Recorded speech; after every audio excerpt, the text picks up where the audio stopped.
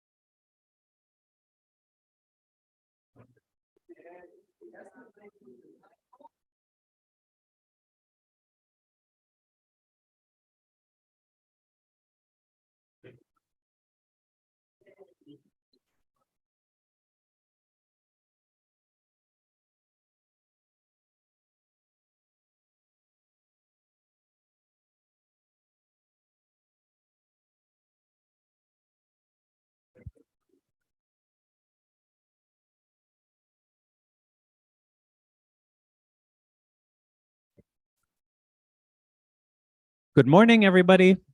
Thank you for coming. If we could ask you to come in and take your seats, that would be wonderful. We'll start in just a few minutes.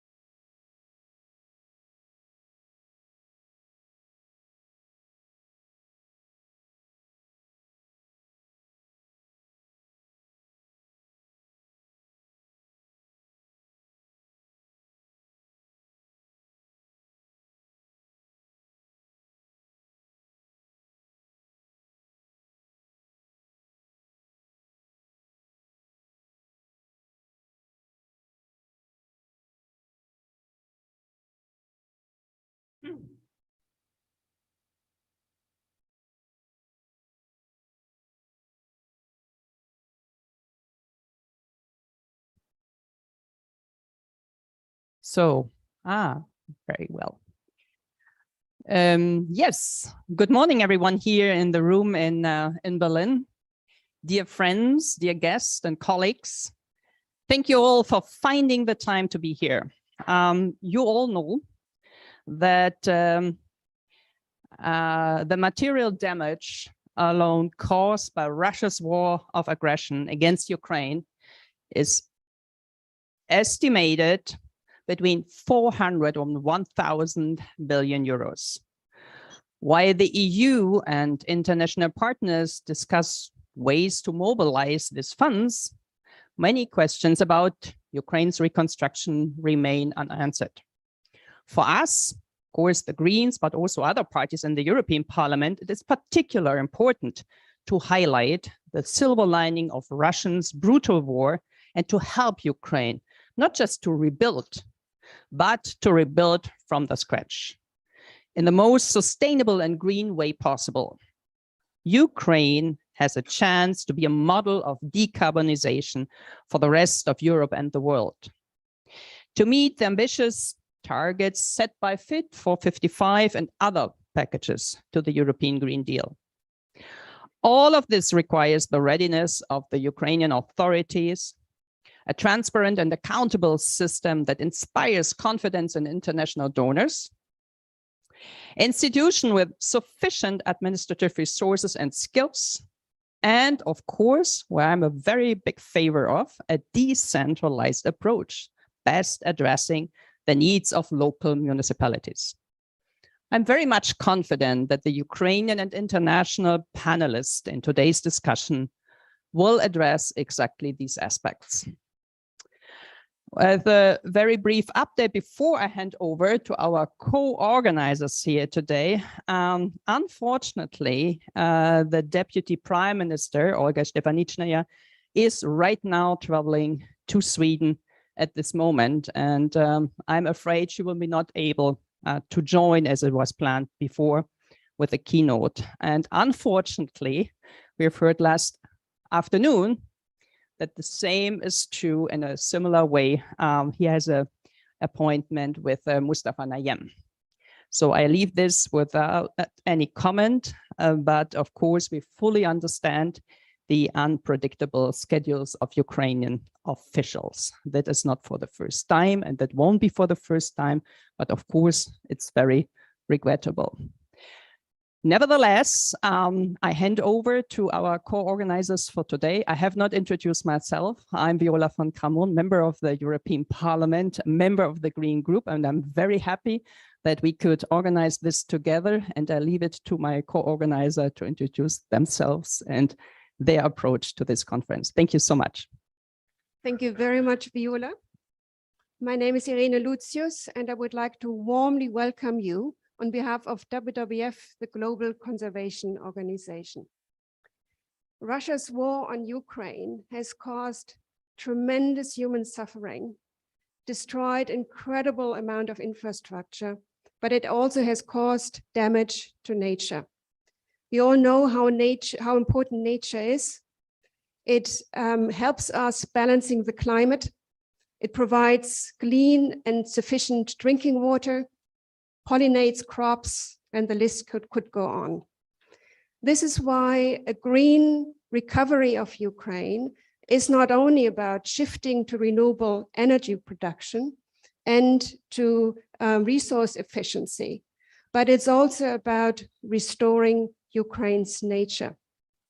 And I do hope that this workshop will provide us with some answers how Ukraine's governance framework could look like that incentivizes investments that are nature positive and climate neutral.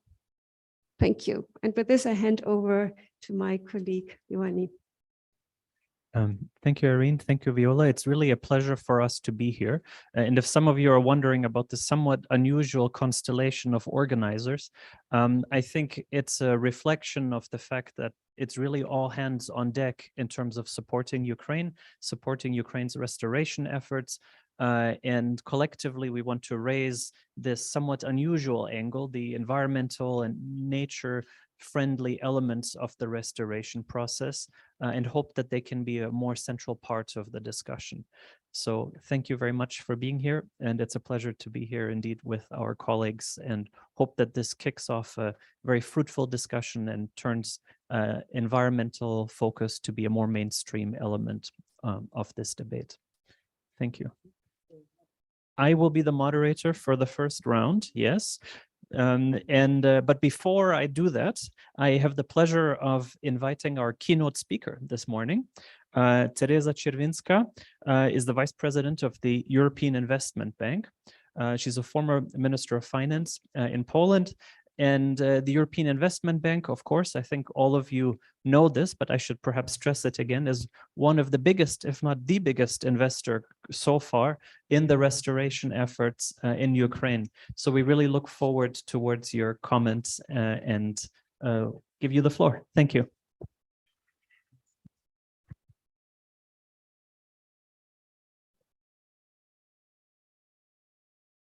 Thank you very much for the applause for the beginning. And thank you for the invitation. I'm really pleased to be here, and it's a great honor to have this possibility to participate in the workshop. And I would like to thank Viola and other organizers for inviting us, the EU Bank, the European Investment Bank, to this very, very relevant topic. And as you said at the very beginning, all hands on deck. It is what we need today. For European Investment Bank, the EU Bank recovery of Ukraine is of paramount importance. And today, as Russia's war is entering the second year of this brutal attack, we are witnessing not only the extraordinary courage of the Ukrainian people, but also resilience of Ukrainian economy, and in this extremely difficult environment. Despite the constant attacks, the economy of Ukraine is, of course, struggling, but enduring it. Services are being served and people are going to work. And last year, at the end of the year, I visited Ukraine, and I was impressed how they are determined and how they are well organized in this extremely, extremely difficult situation. The determination of Ukrainians remains unshakable. So our determination to support Ukrainians remains unshakable as well. Specifically, since the full-scale invasion in February last year, European Investment Bank, with the support of European Commission, was among the first to disburse significant payments to Ukraine, with the effect reached today 1.7 billion euros. And it was used to finance immediate needs of critical infrastructure and to keep country going, to keep public administration going, which is very important in this situation. We also approved 4 billion euros solidarity package, loans to member states supporting Ukrainian refugees in Poland, Germany, Czech Republic, Slovakia, and others. Our cooperation with Ukraine is very strong. EIB have been active in Ukraine for many years and building a portfolio over 7 billion euros in various sectors: transport, urban infrastructure, SMEs, energy sector, every sector mirroring the EU policy goals. And reconstruction and recovery have been our priority in Ukraine since 2014. When we stepped in to finance repairs and of damaged civilian infrastructure and interrupted public services. They were damaged during military aggression, with the culmination with illegal annexation of Crimea and parts of Donetsk and Luhansk regions. Since 2014, EIB managed to deploy funding even in extremely difficult, challenging security environment. And that's because our priority is very clear. Even as the war is ongoing, reconstruction funds must flow, because reconstruction cannot wait, because people cannot wait simply. And last summer, Ukraine presented its first recovery plan in Lugano. Transparency and sustainability were key guiding principles there. And I'm confident that the decisions taken in Lugano will be followed up in London soon. The urge to build back better in line with green targets is strong.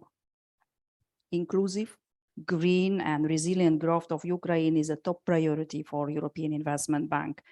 As the EU Climate Bank, we focus on projects that provide for a greener future of Ukraine. With our projects, we minimize the carbon footprint in the reconstruction process. And let me just give you one example about energy efficiency. Since 2014, we have rebuilt over 100 buildings in Ukraine, public buildings, schools, hospitals, and so on. And with those projects, we can save up to 50% of energy used by those buildings. As the recovery efforts by Ukraine and the international community are being scaled up, the question of good governance for sustainable recovery is becoming even more urgent. So I'm particularly glad that it is the topic, the good governance is the topic of today's conference. The reconstruction process must be inclusive, transparent, and involve Ukrainian decision makers, businesses, authorities, and civil society organizations. To make its reconstruction efficient and effective, Ukraine must ensure transparency in spendings and assure that financial resources are being used wisely. It's something the EIB will support directly with dedicated technical assistance for capacity building. As have mentioned, Viola has mentioned previously, the estimate of infrastructure losses is over 400 billion euros for now, and we don't know the final cost of reconstruction because war is still going on. So as we can see today, the EU and US budgetary support is devoted mainly to operating expenses of the Ukrainians' budget. But to help restore the most needed infrastructure, to help those who remain in Ukraine and keep it going, we have created the EU for Ukraine Trust Fund. To provide project-oriented financing, which is very much needed currently in Ukraine. Every EU member state and every organization can contribute to it. Each contribution increases the scale of the fund and increases the support to Ukraine. And together, of course, we are much stronger. Our support, the EIB support, for preparation and implementation of these projects we currently have in our portfolio with 100 million euros of technical assistance from our own resources, from our own budget to ensure good quality and smooth implementation, all in line with the principle Build Back Better. We see good progress with the countries expressing support and declaring initial contribution to the trust fund. We are also building a portfolio of projects, and they are currently in various stages of internal approvals. Green recovery is crucial to the Ukrainians, which has given candidate status to the European Union. And we understand very well that for Ukraine now is also important to adopt EU sustainability principles and standards, climate targets, and legislation. So, ladies and gentlemen, let me invite you to support Ukraine together with the European Investment Bank, with the EU Bank, with your contribution, either by either financial contribution or advisory contribution. Thank you very much for your invitation. It's a pleasure to be here, and I wish you good, constructive discussions with positive, constructive outcome for Ukraine. And together, as I said, we are stronger. We can support Ukraine even stronger, and Ukraine will prevail. Thank you very much.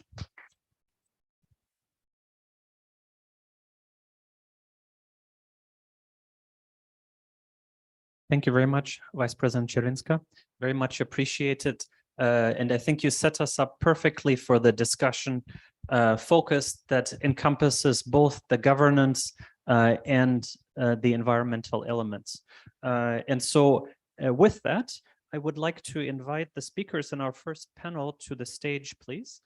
So we have Alina Sankalenko, the chairman of the Association of Sustainable Development Experts. Please come on stage, have a seat. We have Dr. Amanda Cabrejo-Leroux, my colleague. Please, Amanda.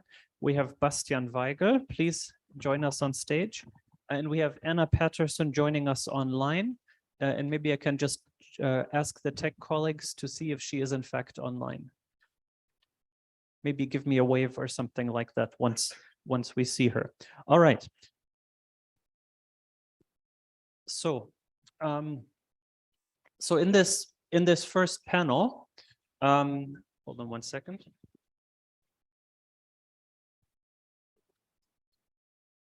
Wherever you like. Yeah, sure. Come closer. and there's water and very complicated technical equipment in the form of bottle openers. So I hope you can get yourself refreshed as we start this hot debate. So obviously, the restoration efforts that are already taking place on an everyday basis are quite multifaceted in Ukraine.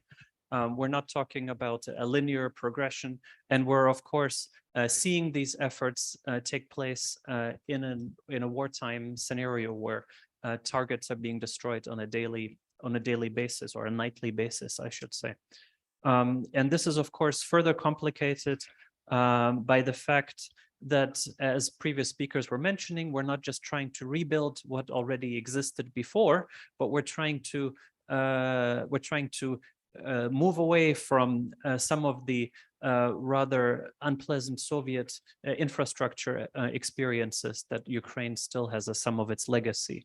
So this sort of double or triple, or I've lost count how many challenges in a row, of course, make this process very difficult. So just to make it more complicated, we want to bring in the environmental element here as well.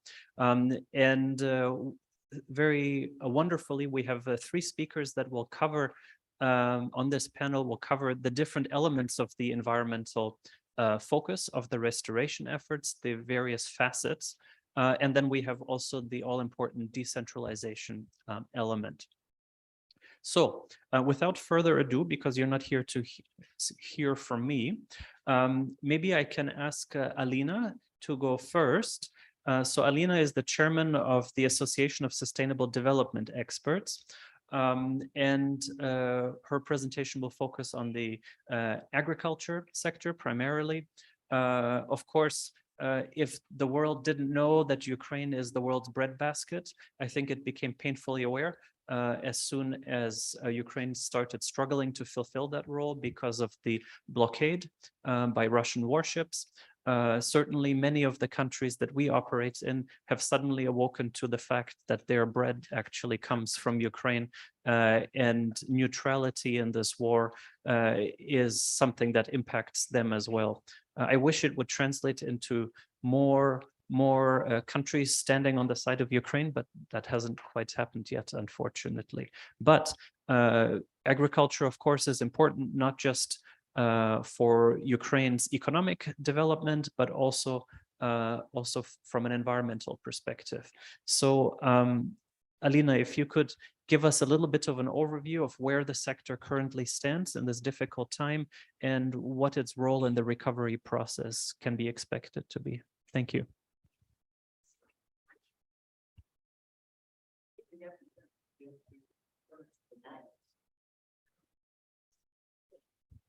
And now it should work. Thank you very much. So before giving a little bit observation about agricultural sector, first of all, I would like to introduce myself a little bit broader, because I think that this background will bring more understanding of the current situation in Ukraine and in neighborhood countries as well, because we cannot now speak about Ukraine only separately, because the war impacted all the world. Yeah. So I used to work for agricultural sector for quite a long time in different roles, but mostly used to cooperate with development banks like European Bank for Reconstruction and Development, World Bank, IFC, and so on, to support the Ukrainian business with receiving international support, financial support mostly. So at the same time, I used to cooperate from the government perspective, looking at the policy review regarding the sustainability and agricultural production. And at the same time, now I'm in the role of NGO that is also covering like a sustainable approach for the business, for the municipalities, for the government sector and policy. So we can observe from different angles how the war impact on the industry, not on the agricultural industry. Again, there is not something separately, because energy, then agriculture production, food production, they're all connected. Infrastructure, then logistic, everything is connected. We cannot look at one industry like a separate one.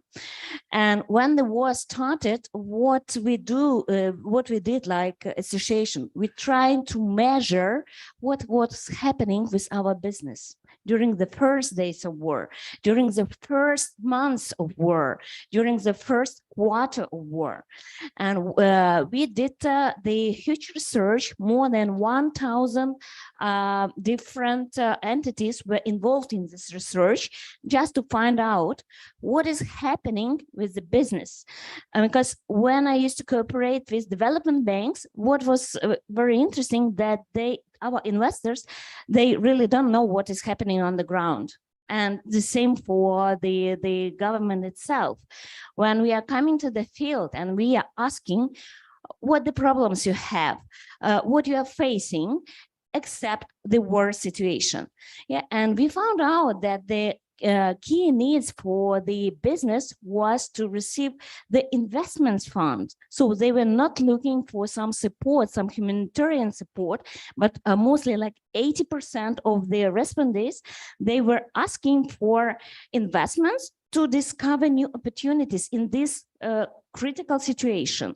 So Ukrainian market, even despite of the war, still we're looking how to develop, to find new solutions and so on. Same for business. Agriculture business. At the same time, we cannot look from only one angle. Yeah, we have like internal factors and external factors. Yes, currently agricultural land is faced a huge problem with the mining. Like 10% of the land, it's not proper, and we need additional fund to demining the territory. And we know that it's about $1.5 billion dollars. At the same time, it's not in the priority list of the mining, of the schedule of the mining, you know, because first of all, we are talking about infrastructure development, about the logistic chains and so on. So agriculture goes on the backstage. And we need to understand that our businesses, they are facing with the problems themselves, and they need to care about that. Yeah, so another one factor. So if we are talking about the assets, yeah, a lot of entities lost their assets, and it's really impact. I don't know if you know such companies like Nibulon or other company that lost a lot of their assets. Agrofusion, the same. They lost everything. And about what investments we are talking about if there is no assets. Yeah, and if we go deeper for the different factors, we can see that climate change didn't disappear during this time. And again, the moisture in the ground is also impact. Yes, and if we will go deeper than in infrastructure, in logistics, so everywhere we are facing challenges, especially for agricultural development sector. And if we are going to the regulation spheres, we must remember about our land market. It is opening next year. Yeah, next 24. Yeah. So it means that there should be some procedures to follow, and some procedures should be ended, yeah, regarding with the land.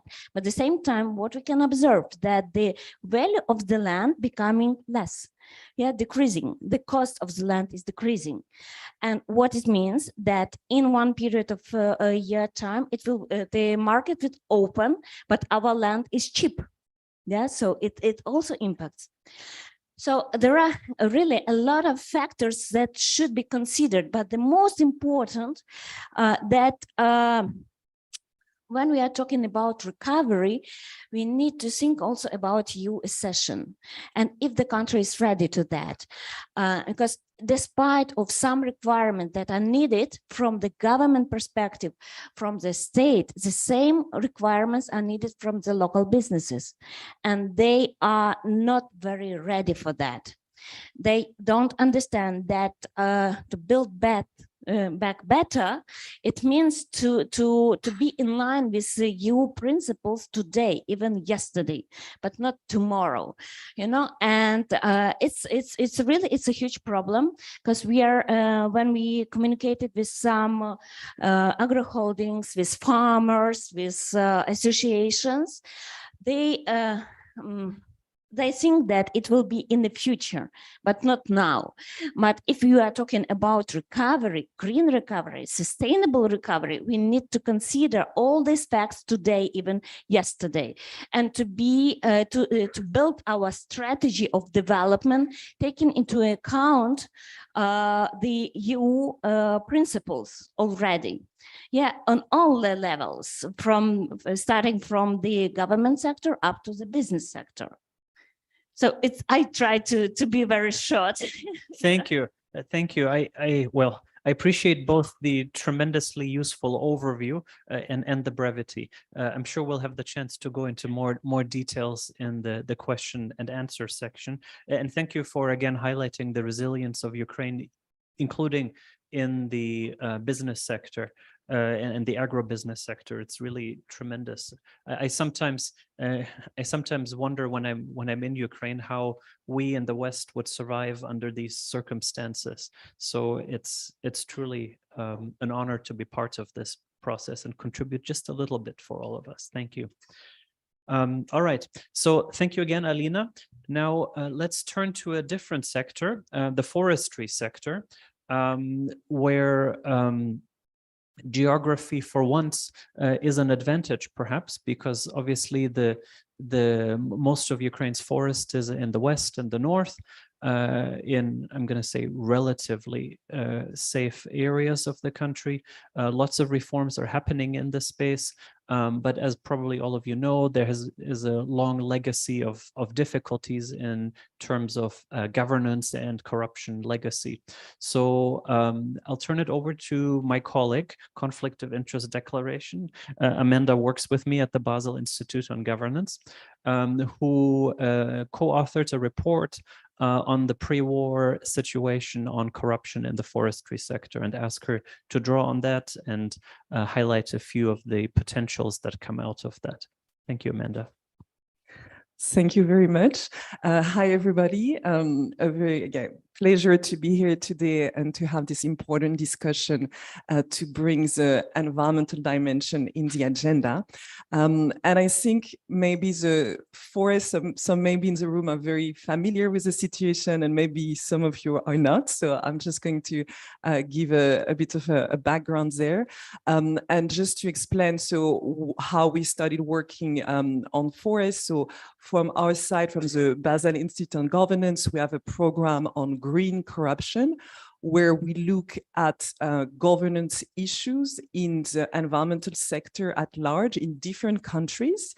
And we try to advise with colleagues expert in enforcement, working on cases, and colleagues expert on prevention of corruption, working on advising for better measures to prevent corruption in quite a few countries. And we studied also a series of research that we call environmental corruption deep dive series. And we studied the first one that we released last month on Ukraine and illegal logging specifically. So it's how corruption threatens the forests of Ukraine.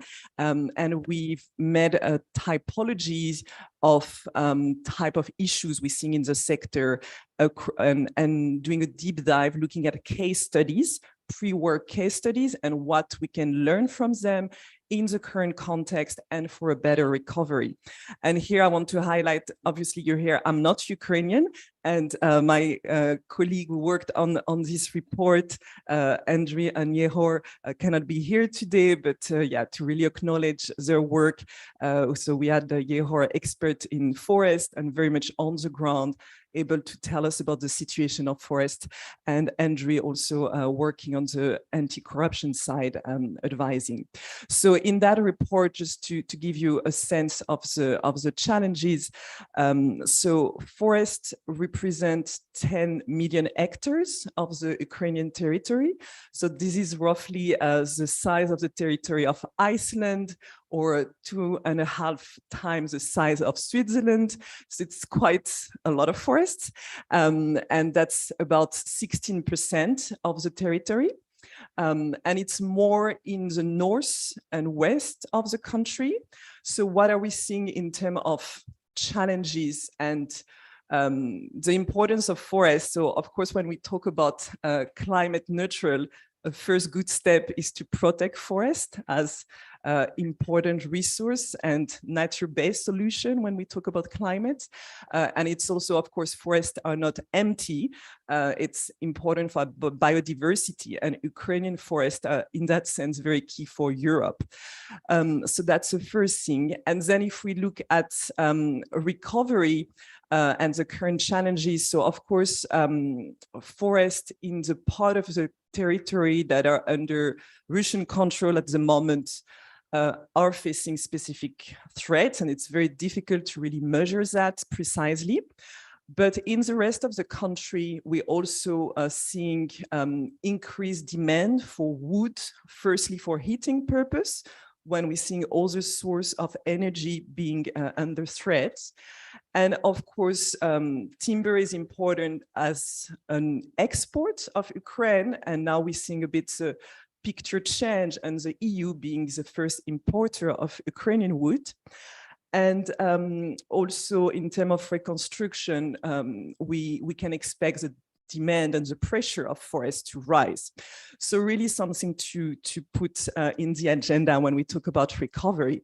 And so the type of cases we've identified doing like a mapping of corruption challenges in the pre-war context. So just to quickly say a few things, 80% of forests are managed by the state-owned forest. And the structure is changing a lot in the past few months. So it was like a lot of different entities called permanent forest users managing different forests. And recently, just a few months ago, one big state-owned enterprise, Forest of Ukraine, has been created. And we see it as an opportunity, a moment to reflect on past challenges and learn, and to put in place better systems, and especially better anti-corruption systems. And we've actually been having very good exchange with these authorities. They very much welcome advice and support. So we have initiated as the Basel Institute of Governance work with them to help them on their strategy on anti-corruption and capacity building. So that's one of the things we're doing in Ukraine, specifically in this sector. And then, I'll just refer to the report for more detail or in the question. And just to say that for the Basel Institute on Governance, that is one aspect we're working on in the reconstruction context, but we're also providing advice to different agencies involved in the recovery. So both in terms of advice and capacity building, especially to map corruption challenges and find mitigation measures. So that's for me for now. Thank you very much.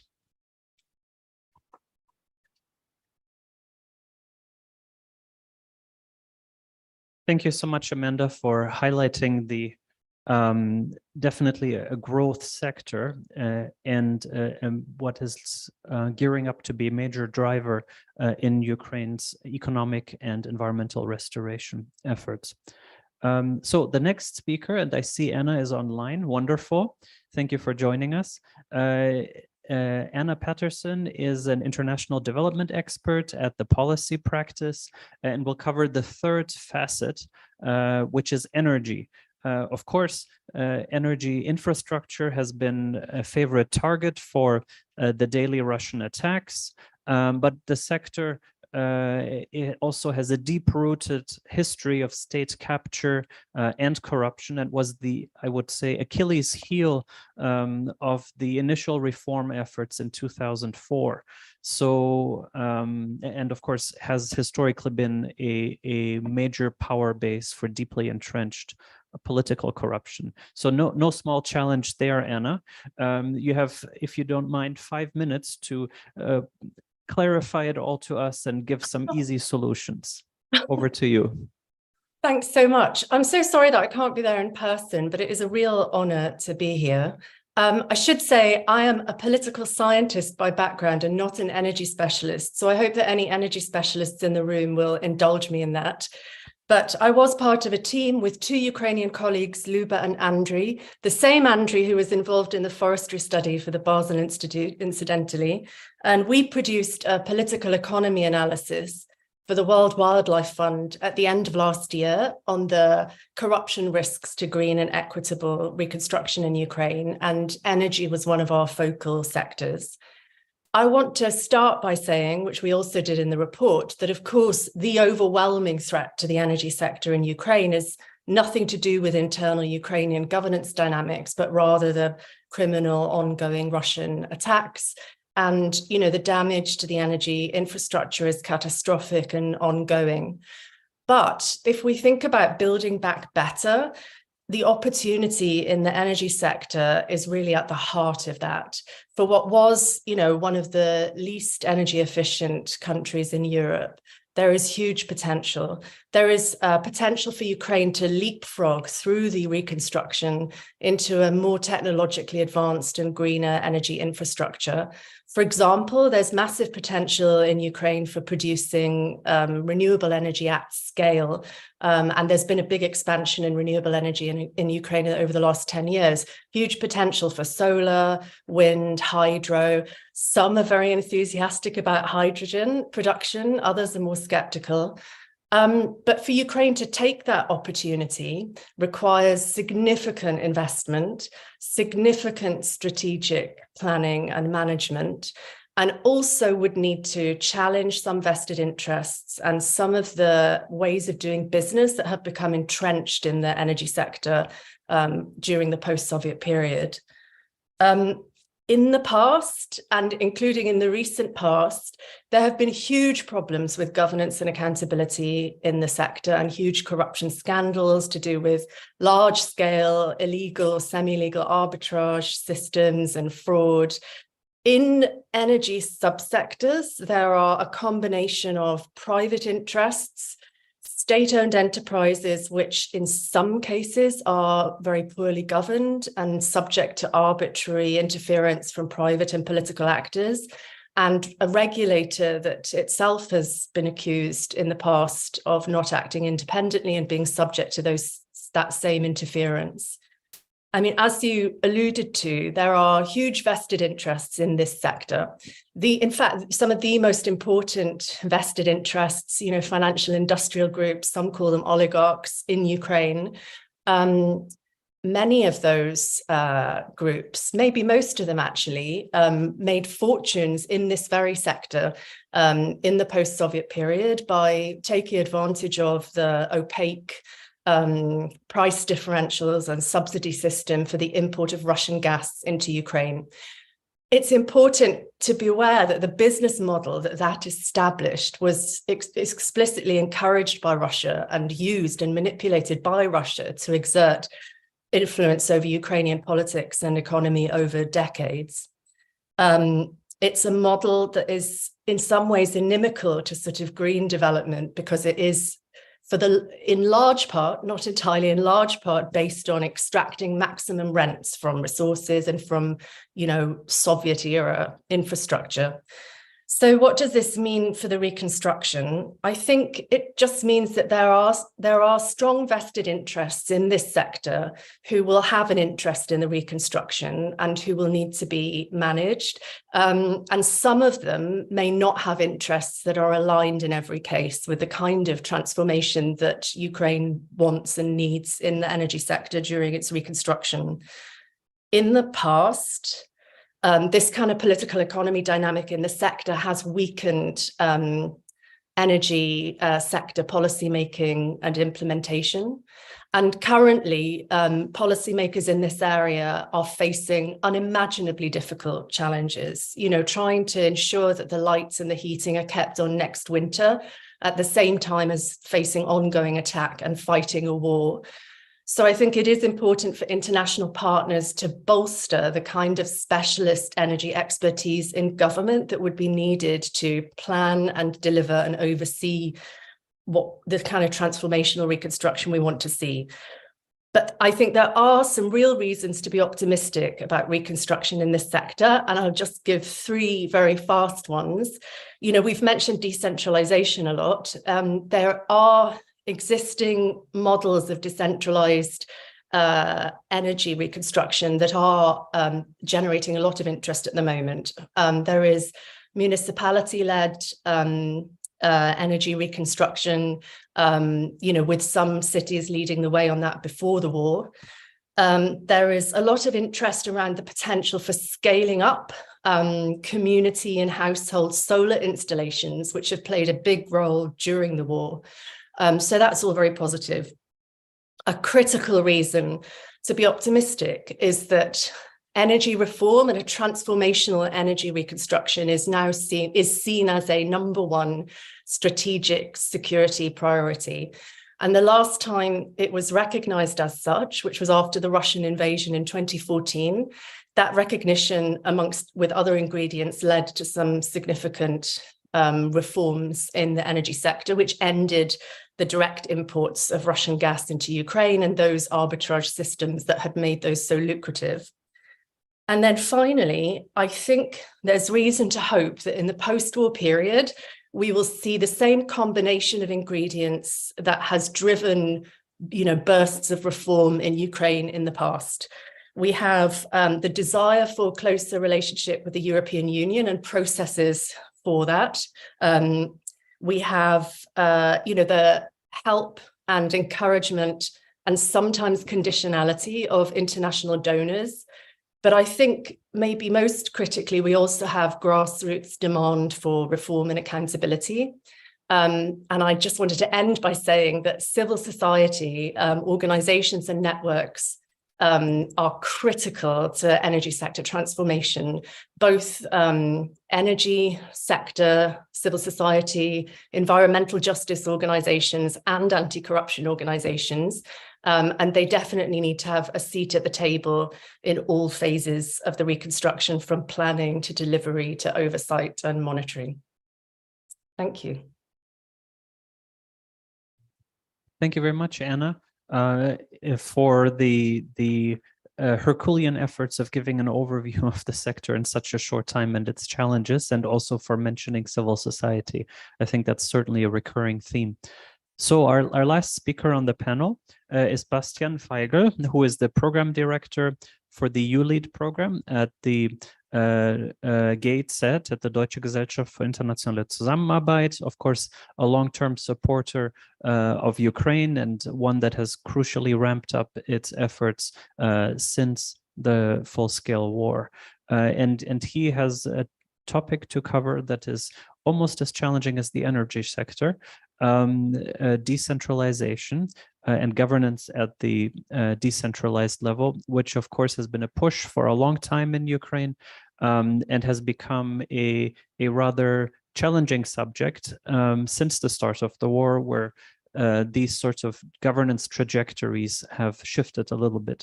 So again, 5 minutes to cover a very simple and straightforward issue. Thank you, Bastian. Thanks very much. And indeed, as mentioned, I'm in charge for the ULEAD with Europe project, which is a partnership with the Ukrainian government funded by the European Union, Germany, Denmark, Sweden, Estonia, Slovenia, and Poland, and has been active in Ukraine since 2016 to support a process on decentralization. initially mainly focusing on supporting the amalgamation effort, the merger of smaller municipalities to bigger entities, and supporting the process of providing these newly amalgamated hromadas, as they are called in the discussion in Ukraine, with additional tasks and additional resources. By now, the project mainly contributes with supporting reform efforts of the government and major stakeholders in that area, strengthening capacities on the local level, also on spatial planning, sustainable use of natural resources, and it mainly aims to boost a local self-government friendly process of repair, recovery, and reconstruction, mainly also to leave no one behind. Decentralization is not a sort of like goal in itself, or it never has been. It always was the idea for functional reasons to find a process which is activating the manifold resources, human resources, natural resources, ideas, talent all over in this huge country that Ukraine is. Multi-level governance is actually the issue, or the sort of like concept that you are after, but the level most or closest to the citizens, the local level, has been very weak due to the post-Soviet legacy in Ukraine, and therefore the government took the initiative post-Maidan to focus on this level. The focus on this level was always challenging, as it was unfolding a lot of sort of follow-up issues that are still relevant today. First of foremost, it was from the onset upsetting existing power structures, and also by this directly affecting vested interests. Also, it clearly took the or made it very necessary to focus on the strengthening of capacities on local level. It's one way to be in charge of something. It's another way to perform your responsibilities in a way that are basically based on sound policies, and also up to the standards of good local governance. But always the multi-level governance, one of the key principles of the EU, has been this essential element of good governance to strengthen sound policies towards citizens and to ensure transparency and integrity. This process of decentralization, and mainly also the strengthening of local self-government, allowed local authorities to have access to more resources and the ability also to administer their own local service delivery. And this is mainly important as this is fostering public participation. That's also the democratic or democracy development aspect of the decentralization process, as public participation is also important for our topic today, the sustainable territorial and development planning, still something which is regarded as creating obstacles partly in the process, but the structures for and the opinions about public participation have been strengthened through this decentralization process. The EU accession process in all of this will promote the environmental governance in this area as well. Of course, it will further promote the subsidiarity principle, and at the same time, a lot of necessities to implement the acquis related regulations will rest on the local level. Of course, in the frame of a sectoral policy framework, which is again a multi-level governance issue. An important aspect also in this situation is that the current discussion has let's say, a huge challenge, which is the lack of data on all levels. The lack of data was also back in 2014-15 the reason why the amalgamation efforts, so the merger of smaller municipalities to bigger municipalities, was done on a voluntary basis and very much from a bottom up. Also by now, these data gaps, not knowing actually which forests are there, which natural resources are there to decide on or to be packed into a good multi-level governance framework, this data is still lacking. Of course, it is necessary to ensure that the data framework is ultimately in place overall, but to kickstart the process of repair, recovery, and reconstruction, strong local self-government and a sound participation of the public will be necessary to bridge the gaps of data not being available. ULEAD with Europe will continue to support this process by strengthening capacities on local level, and also by ensuring that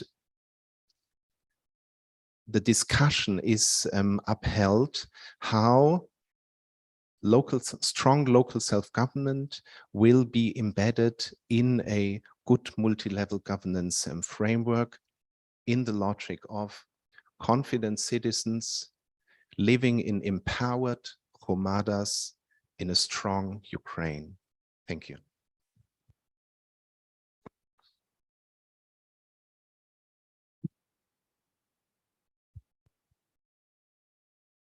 Thank you very much, Bastian, especially for that wonderful summing up and inspiring message. And I have to say, when I started putting together this discussion, I thought it would be very depressing, but I'm seeing a lot of hope, actually, a lot of promise and potential. And this is one of the amazing things about engaging with Ukraine in the current environment, I think. You know, I would vote, for example, for Kiev being the most vibrant capital in Europe right now, easily. And I realize I'm on very shaky ground right now because I'm starting to cut into your coffee break. But with your permission, I'm going to take 5 minutes of your coffee break for one round of questions. We have lots of questions online, but I think we're going to prioritize questions in the room to foster a little bit of dialogue here. So if I could maybe have 2 colleagues who would like to ask anything in the room. Anybody? Yes, please, Oksana, why don't you go ahead? And then we have the colleague here in the same row as well. Thanks a lot. Oksana has research at the University of Bologna. With my colleague Alexandra Koidel, we researched local resilience in Ukraine. And I'm happy really to hear all these insights here, combining all the issues. Because in the evidence, in the interviews, and also in the survey, what we found as an example, there is one municipality that was occupied, Slavutich, and they were bringing the example that would help that on the local level, they had this network and communication between the local authorities and businesses. So they were able to provide the solar energy under occupation and ensure that the Hromada has the communication with the national level. So that was critical for them. On the one hand, having this decentralization experience and engagement experience to have the response to the shortage of energy. But my question is rather a bit critical one. When you were mentioning, for example, hydrogen as a critical issue, Anna, or also with regards to woods, there is, from my very superficial knowledge, some expectations, economic expectations from the EU, that there is this perception that Ukraine should provide the raw materials. And I'm wondering, how do you see that, if there is some unintended impact of this, I don't know, maybe wrong expectations? Because also from the voices, from the interviews, we heard a lot that in Ukraine, people saying, we don't want to receive help, but we want to produce ourselves. So do not take our raw materials, but let's exchange the products and support actually our capacities to work. So I'm wondering, what's your opinion on that? Anyone else? May I? Yeah, Thank you so much, Stefanie Schiffer from European Exchange and Kiev Dialogue. A question to Mr. Feigl. You made a very positive, but at the same time quite general description of a decentralization process. Could you become maybe more concrete? Because we have a state of war, we have restrictions, and I think for mobilizing the potential of civil society in the local communities, it is important to get a better insight in the current challenges for institutions on local level, which would provide important activity, oversight, monitoring for the reconstruction process. Thank you. Great. One more, or I think it's enough. I think maybe we'll stick with that, if that's okay, because I'm afraid I'll be in big trouble of depriving people of caffeine. But please approach the panelists during the break. I'm sure they'll be delighted to answer any additional questions that might come up. So so we have two questions. I don't know who wants to go first. Bastian, maybe you want to start? Sorry?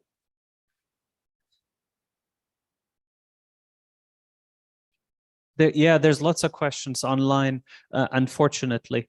But then not just the coffee is at risk, then the second panel is at risk. So I'm gonna try and go online during the second panel and answer some of the questions online.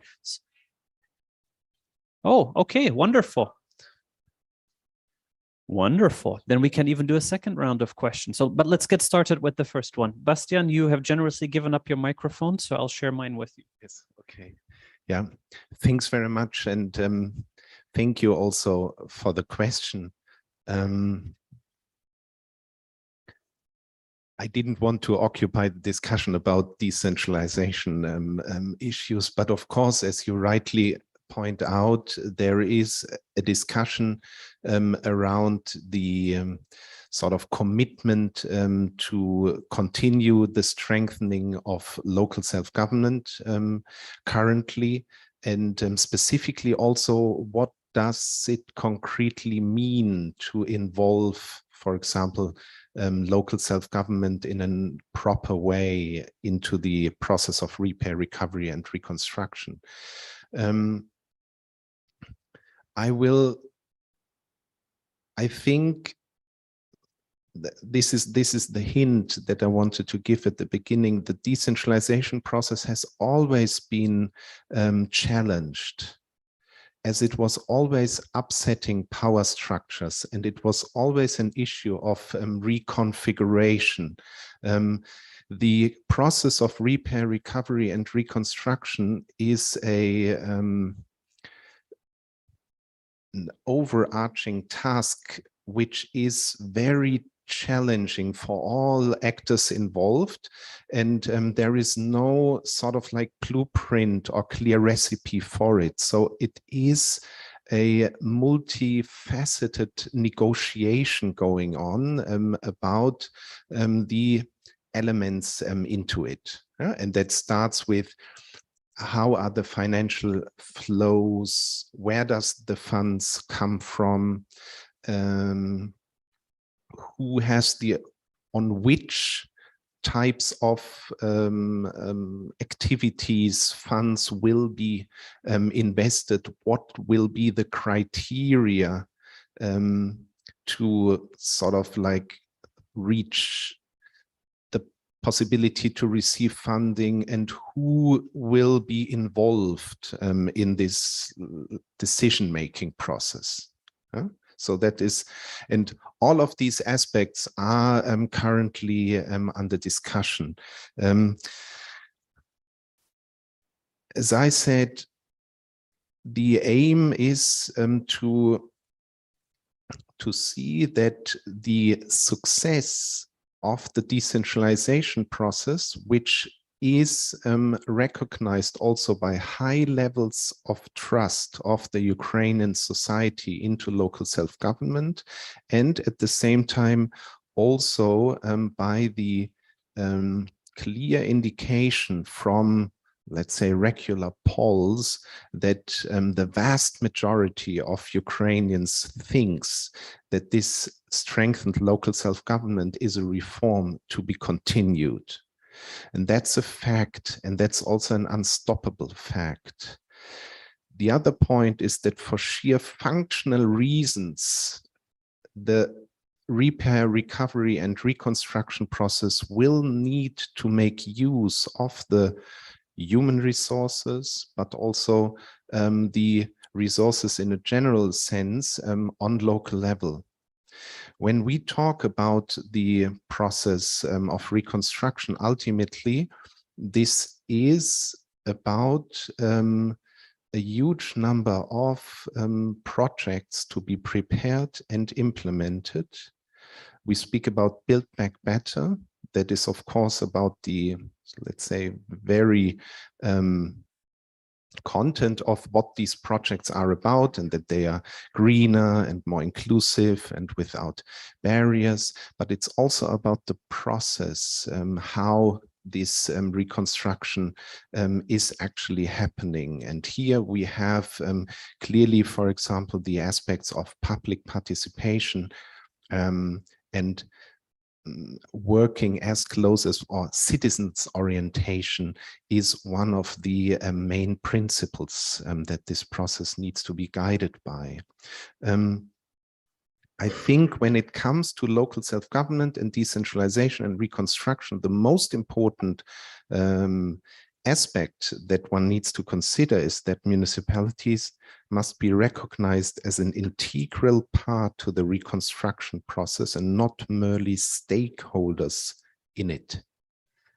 And that is something that, according to my discussions with the Ukrainian government, is recognized also on national level. A certain set of principles are, let's say, in my opinion, to be discussed here, and that is that, of course, no decision affecting municipalities can be done without their active involvement. That's very important. But reconstruction will happen central where necessary for certain number of projects, but local by default. Most of the reconstruction is anyway happening with infrastructure in ownership of local self-government. A huge issue when it comes to the financial flows will be how actually funds will come to the local level when a lot of municipalities are, for example, not in a position to apply for loans and can implement their infrastructure only through grant funding. Yeah. That's also, of course, an issue of absorption ultimately of funds, and something that, let's say, is to be discussed, whether the possibility to receive loans also needs to be open for smaller municipalities, and whether lending policies also need to adapt to this process, or whether there will be clear packages for grant funding for smaller municipalities. And of course, and here we come back to the issue of multi-level governance, still there is a number of legal issues which remain ambiguous. when it comes, for example, to the functional assignment of tasks on the various levels of government, but also the topic of supervision of legality of local self-government actions at the same time. Plus, and this is of course an important aspect when it comes to transparency and integrity to the process, as anti-corruption is not happening on the central level or on the local level. It's happened on every level where or everywhere where decisions are made, corruption can happen. So corruption needs to be fought on all levels. And it is easier to fight corruption when you clearly know the governance structures and there is less ambiguity. So these are some of the aspects which, in my opinion, are to be discussed, but they are also under discussion. Thank you. Thank you very much, Bastian. Let's give the chance also to Amanda and Anna to talk about the how to go up in the value chain of exports. Certainly an important issue, not just in Ukraine, but especially in Ukraine right now. Amanda, you want to go first? And then we'll give Anna the chance to come in as well. Sure, thank you. So just to comment on timber and the timber market and export. So this was not directly the scope of our study, because we thought that we wanted to be able to provide concrete finding, concrete analysis, and we focused on the first steps of the supply chain, the closest level of the forest protection and forest use. But yeah, we would need a full other study to look at the timber trade, which is brings different challenges. But just to comment on that, of course, this big changes at the moment with the Council of the EU adopted last week a regulation to minimize the risk of deforestation related importation. So with a range of products from wood to coffee, palm oil, so different products. And in that sense, it's a very important step, not just for Ukraine, but for many countries that have a trade relationship with the EU to help improve the governance of those supply chains, improve due diligence, improve all aspects. So yes, so our study focused on one part of that bigger picture. Yes, thank you. Yeah, thanks, Amanda. Thanks, Amanda, for highlighting the fact that better governance can actually lead to higher prices in the timber market as well, especially with these added requirements. Anna, you want to talk about higher value added in the energy sector? Yes, I mean, I think the question was about hydrogen, and thanks very much for that question, because it's a very interesting case that I think speaks to wider issues. So again, indulge me, I'm not an energy expert, but there has been a lot of enthusiasm from the EU in particular about the potential for generating green hydrogen in Ukraine and exporting it to Europe, to the EU. So I think the EU is negotiating a strategic partnership with Ukraine to do this. And if you just Google green hydrogen in Ukraine, you'll see that there's a lot of enthusiasm that's been generated around it. But there are different sides and to that story and different opinions on that story from Ukrainian environmentalist organizations, for example. And I'd urge anyone, Googling that to look at what the Ukrainian environmental organizations are saying, because there isn't really any evidence that any pilot hydrogen projects have worked in Ukraine. There are major bits of the logistics of this around financing and implementation that still need to be worked out. And the big sort of sticking point is that generating green hydrogen itself requires huge amounts of green electricity. And what Ukrainian civil society organizations are saying is that green electricity should be used for the Ukrainian grid instead. But the broader issue that this speaks to, and it is going to be a huge challenge for Ukraine, is the need for Ukrainian ownership of the reconstruction process. So I have worked in a number of other post-war reconstructions in very different countries like Afghanistan, but there is one lesson which is applicable, I think, and will, I think everyone will realize in time how relevant it is, that there are pitfalls of overwhelmingly donor-driven reconstructions. So I think, everything we've said around how civil society and that ownership shouldn't just be at the central level is very true. But there needs to be a full sort of holistic Ukrainian ownership of the reconstruction process. And if I may just touch on oversight, because I think that was part of the second question. In the energy sector, there is another very difficult kind of conundrum that needs to be worked out, because one of the tools that has made civil society oversight in the energy sector effective dates back to the reforms that came after 2014 around open data. We know that Ukraine has a great sort of e-procurement system, the Prozora system, but they also established other open data sets like the Open Registry for Beneficial Ownership, which has been used by anti-corruption organizations to identify the beneficial owners of energy assets, including in 2018, identifying where these were Russian oligarch and Russian government-linked beneficial owners. The problem is, of course, is that there are huge security issues now around open data in the energy sector, and those registries are closed at the moment for security reasons. But I think the tension will be in the future where to draw the line, because these are powerful and important tools. So, of course, you need to manage the security concerns, but I think there are fears amongst some that the open data platforms will remain closed when they don't need to be. So that's another one of the very difficult conundrums that reconstruction will have to face. Thank you very much, Anna. I was reminded to wait a second before we switch from online to offline. So thank you, Anna, for highlighting that.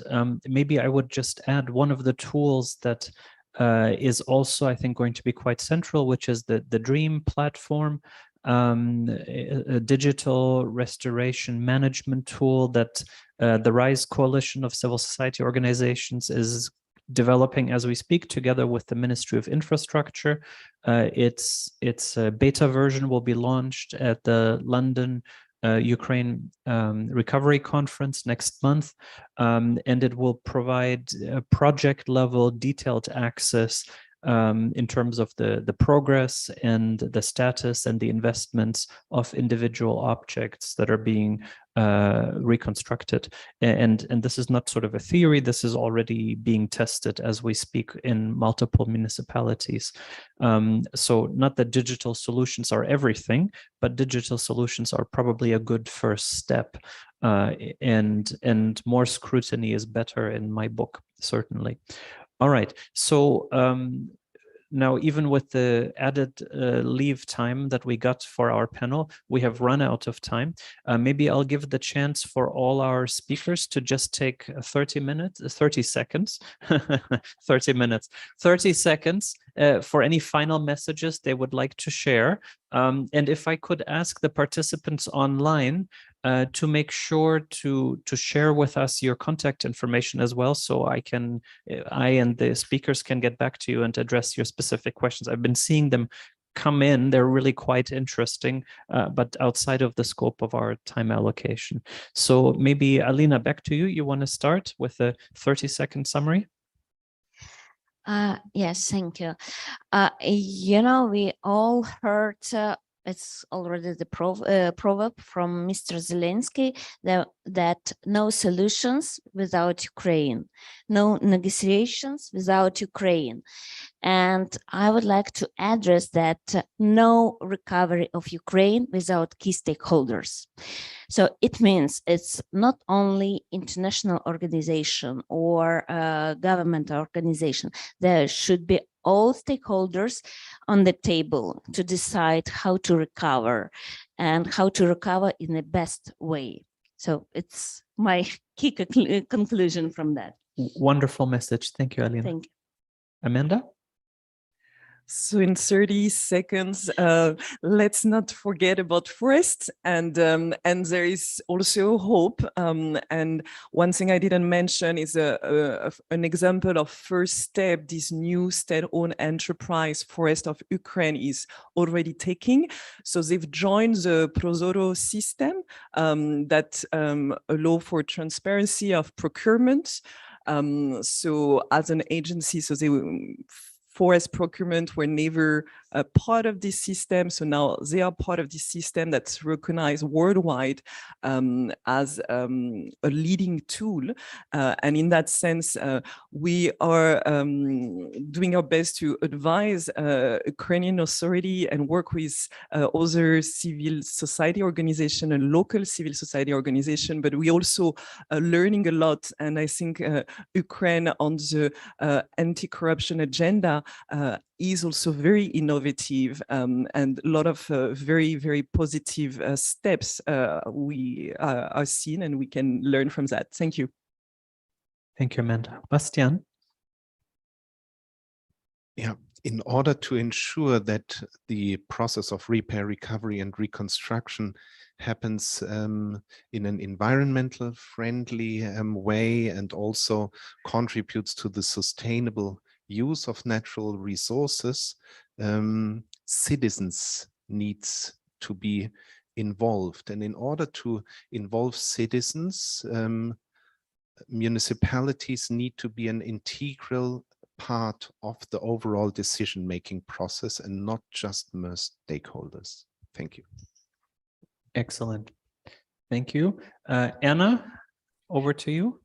Yes, I think I'm echoing a lot of these common themes. I think, yes, ensure Ukrainian ownership in the most holistic sense and, you know, bolster the technical capacities to do that where they're needed. You know, civil society is a massive asset and needs to be at the table through planning, design and delivery and oversight, and use the anti-corruption innovations, the excellent systems that were developed after 2014, and ensure decentralized approaches to reconstruction, including municipality-led renewable energy reconstruction. Thank you so much, Anna. What's left to me is to thank the panelists for excellent summaries of very, very challenging issues. I think we're off to a great start with our discussion today. Thank you again for coming, Anna. Thank you for joining us online. And we look forward to chatting more in the corridors. If I understand correctly, we are back at 11:40. 11:45. Okay. Well, Viola is giving up time from her panel, so she can do that. 5 minutes, but please don't be late. 11:45. Thank you.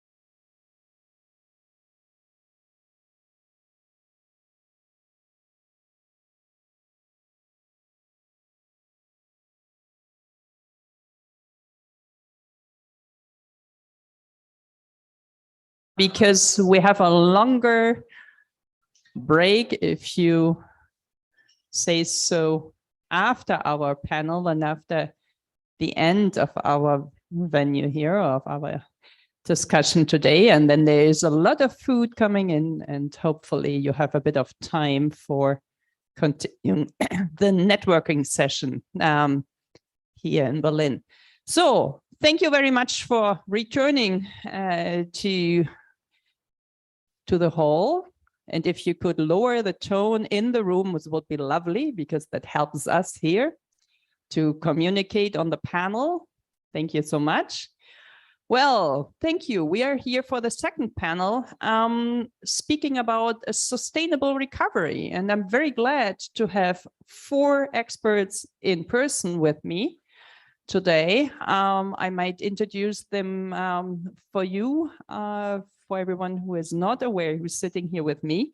To my right, it is Jean-Éric Desargons. He is the director for the European Investment Bank in Kiev. And he is, I mean, not for the first time in Kiev, so he will return on his permanent position after the 1st of July. And I think it will be very interesting to hear in general, what about good governance of the European Investment Bank?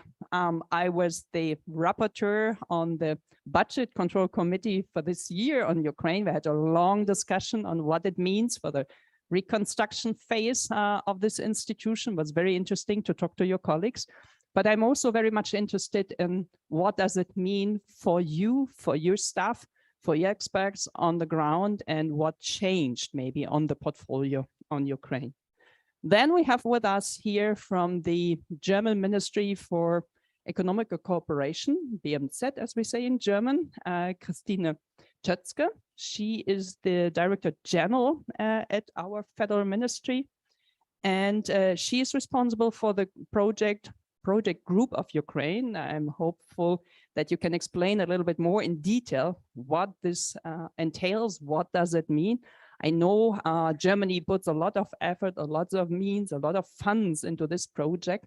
And of course, that is a multi-level project. It does not only work on the federal level. We had Bastian Feigl here before from the GIZ, responsible for the decentralization approach. And I know that also the BMZ tries to implement and tries to go back to this decentralized approach, but also working with IDPs, with refugees, and especially with human capacity. And what does it mean with the reconstruction phase, the reconstruction approach for creating an attractive environment, I would say, especially for those people who we wish to return to Ukraine.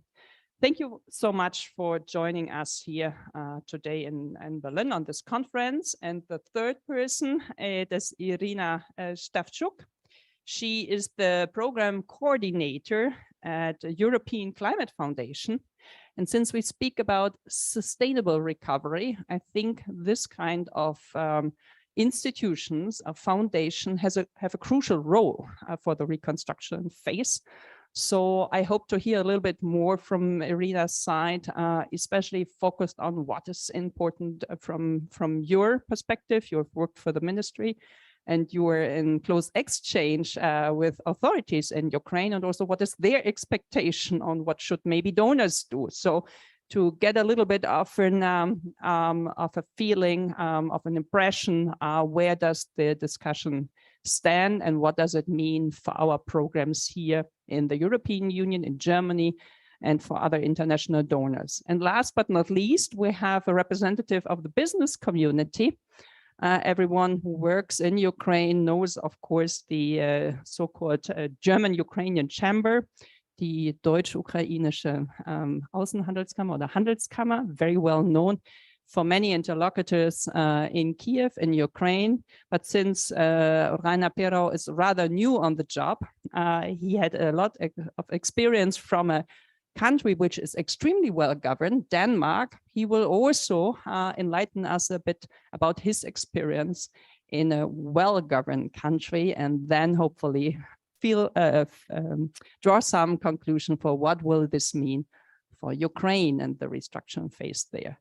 So, Jean-Eric, maybe you can start with setting the scene. Maybe we have a second microphone here as well. This would be lovely. Okay. Thank you so much. We're helping ourselves here. Please, you have the floor. Thank you very much. Okay, maybe I will start with 1 minute on what EIB is doing, and we can then switch to corporate governance. So EIB has a portfolio of 7.2 billion euro of loans in Ukraine today.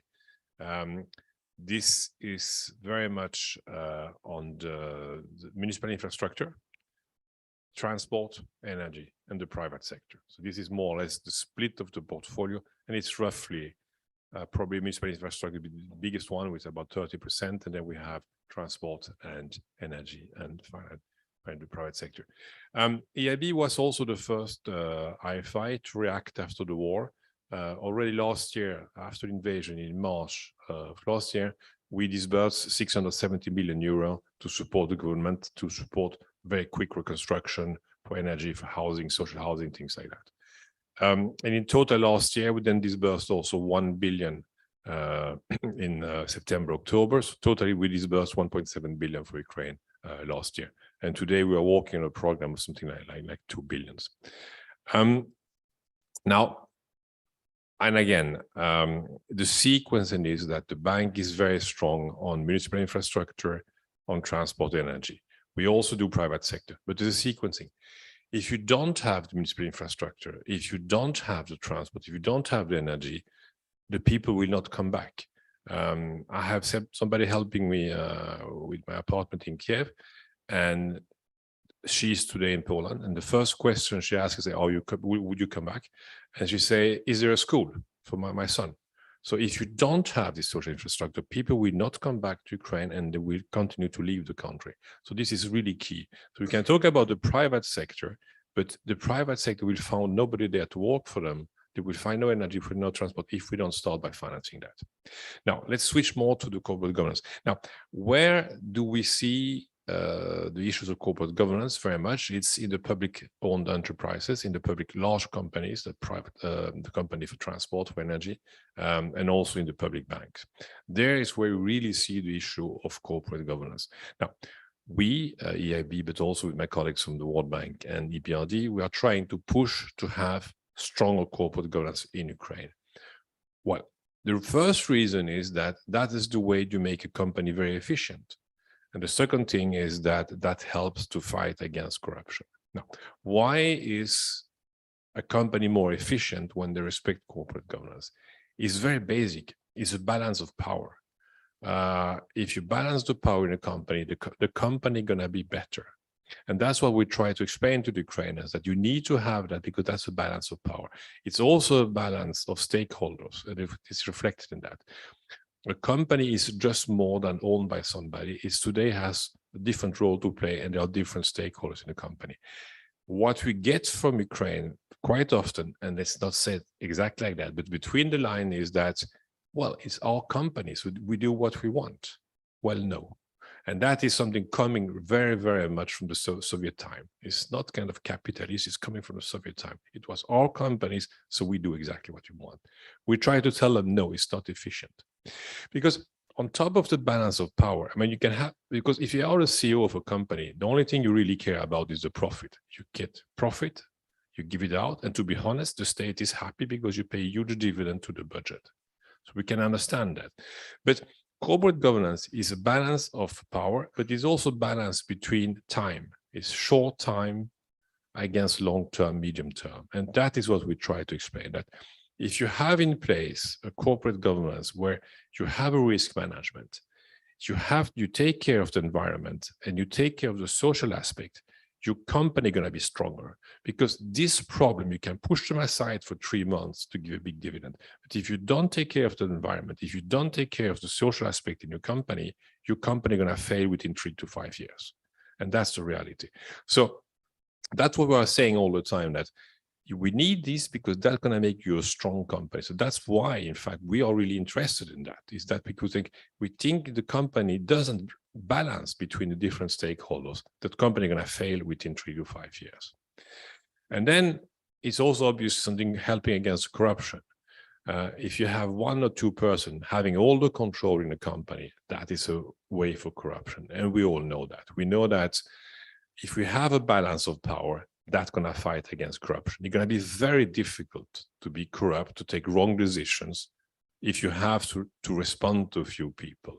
If you have to respond to different bodies in the organization, it's much more difficult. So that's why we push. Now, what is the result? Well, honestly, I've been in Ukraine since 2018. There is a progress. There is a progress. We see it's going better. They do understand and do listen more and more to what we tell them. So there is a progress. There are a few factors that will help for this progress. The first one is that now they have a status as candidate of the European Union, and they will not come in the European Union if they don't respect this. The regulation of the European Union is quite strict on corporate governance, especially for public companies. And if they don't respect it, well, they will not access as a member. So that is one factor helping us to push it in that direction. Now, I also think they do understand that it makes them better, it makes the company stronger. And then there's a third factor, which is quite important, and it is access to financing. If you don't have corporate governance in place, you will not get access to financing today. The IFIs, I mean, EIB, World Bank, and EBRD, if they don't respect that, we will not provide money.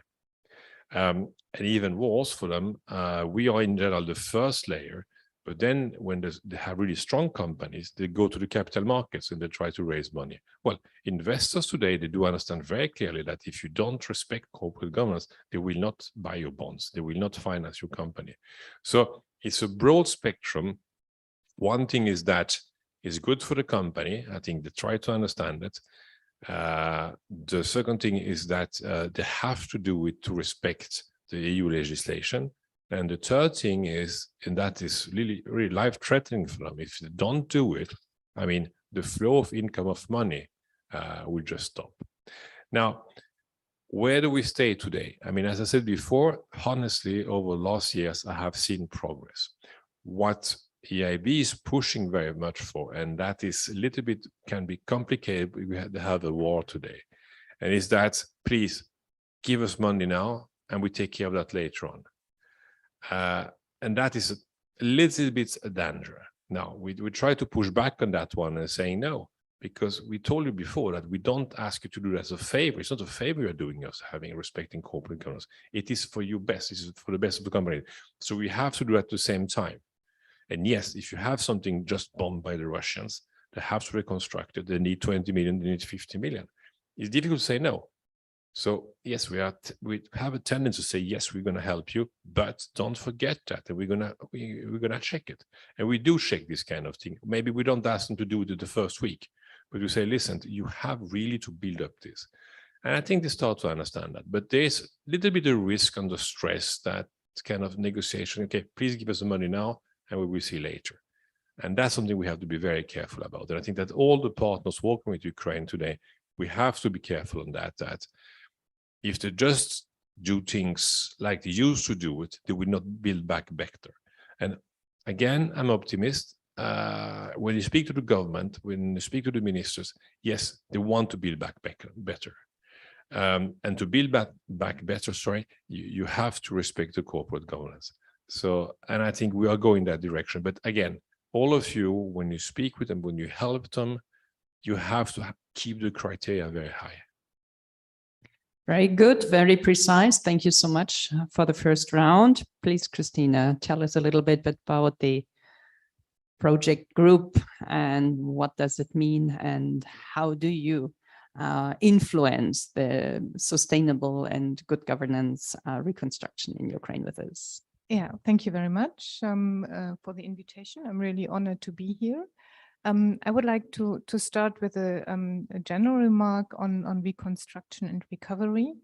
And to be crystal clear, there will not be a clear-cut date as of which we can say, okay, now we go into programming and planning for reconstruction and recovery.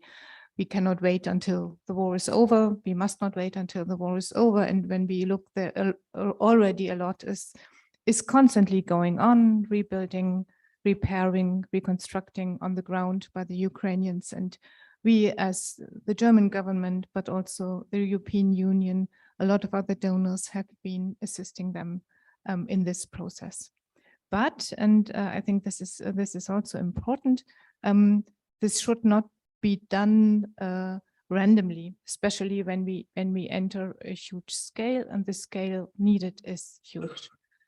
So what it really does need is a more strategic approach, a holistic approach, which means to identify the planning, the sequencing, prioritization, but also who does what, division of labor. And I think and within this also things have been done. The Ukrainian government has set up the agency. Unfortunately, Mustafa Naim cannot join us today because that would have been really helpful to hear from him. And a clear framework. And at the beginning of this year, the multi-agency donor coordination platform has been set up with the EU, US, the G7, the Ukrainian government, and more. And this is, I think, really the place where the substantial and intense discussion on strategic approaches have to take place. The second point is on principles, because we are talking, I think, today a lot about how to make reconstruction sustainable. And I think, and you already mentioned this, there is a huge consensus among all that if we talk about reconstruction, it has to follow the formula building back better and greener and more sustainable.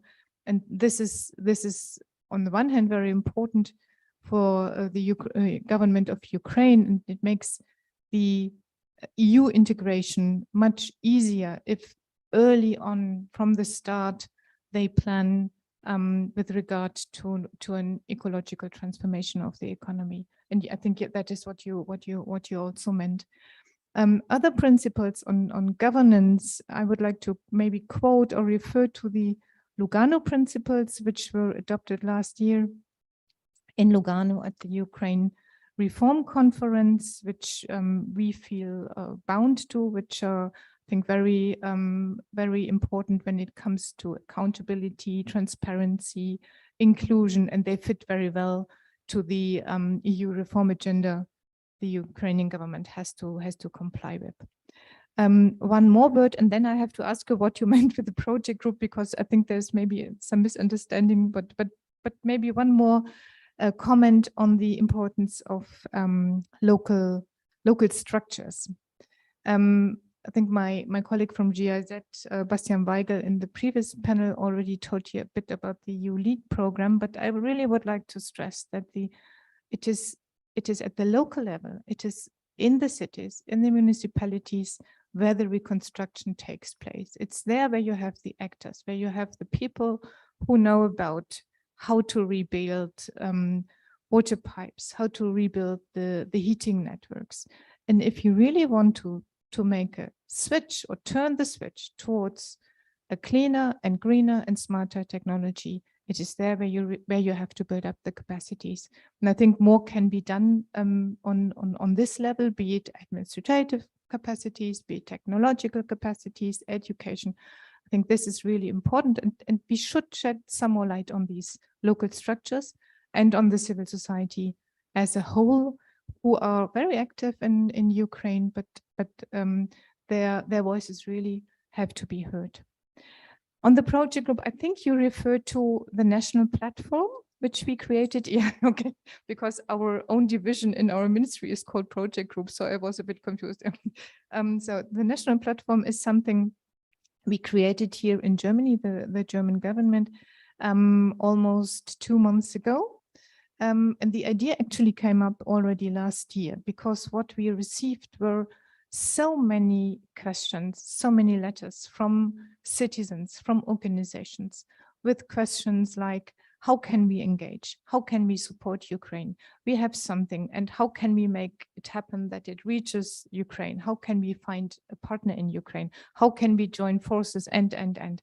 So the idea came up that a kind of joint platform, which is, I mean, very concrete. It is a website, but it's not only a website, how can we make sure that these questions can be answered? How can we encourage these people, these organizations to share their information, but also to bring in their ideas and initiatives and match with others. And this is the idea of the platform. You can follow it on the website. Workshops have already taken place.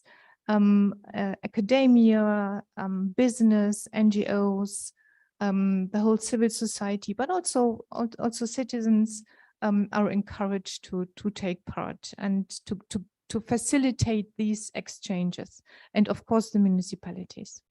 And as you probably know, we have a very huge twinning program of many municipalities, more than 150 in the meantime, and this is also excellent. It's really a treasure, and exchange of experience can take place there on, for example, how to promote clean and green facilities. I stop here. Thank you. It's true.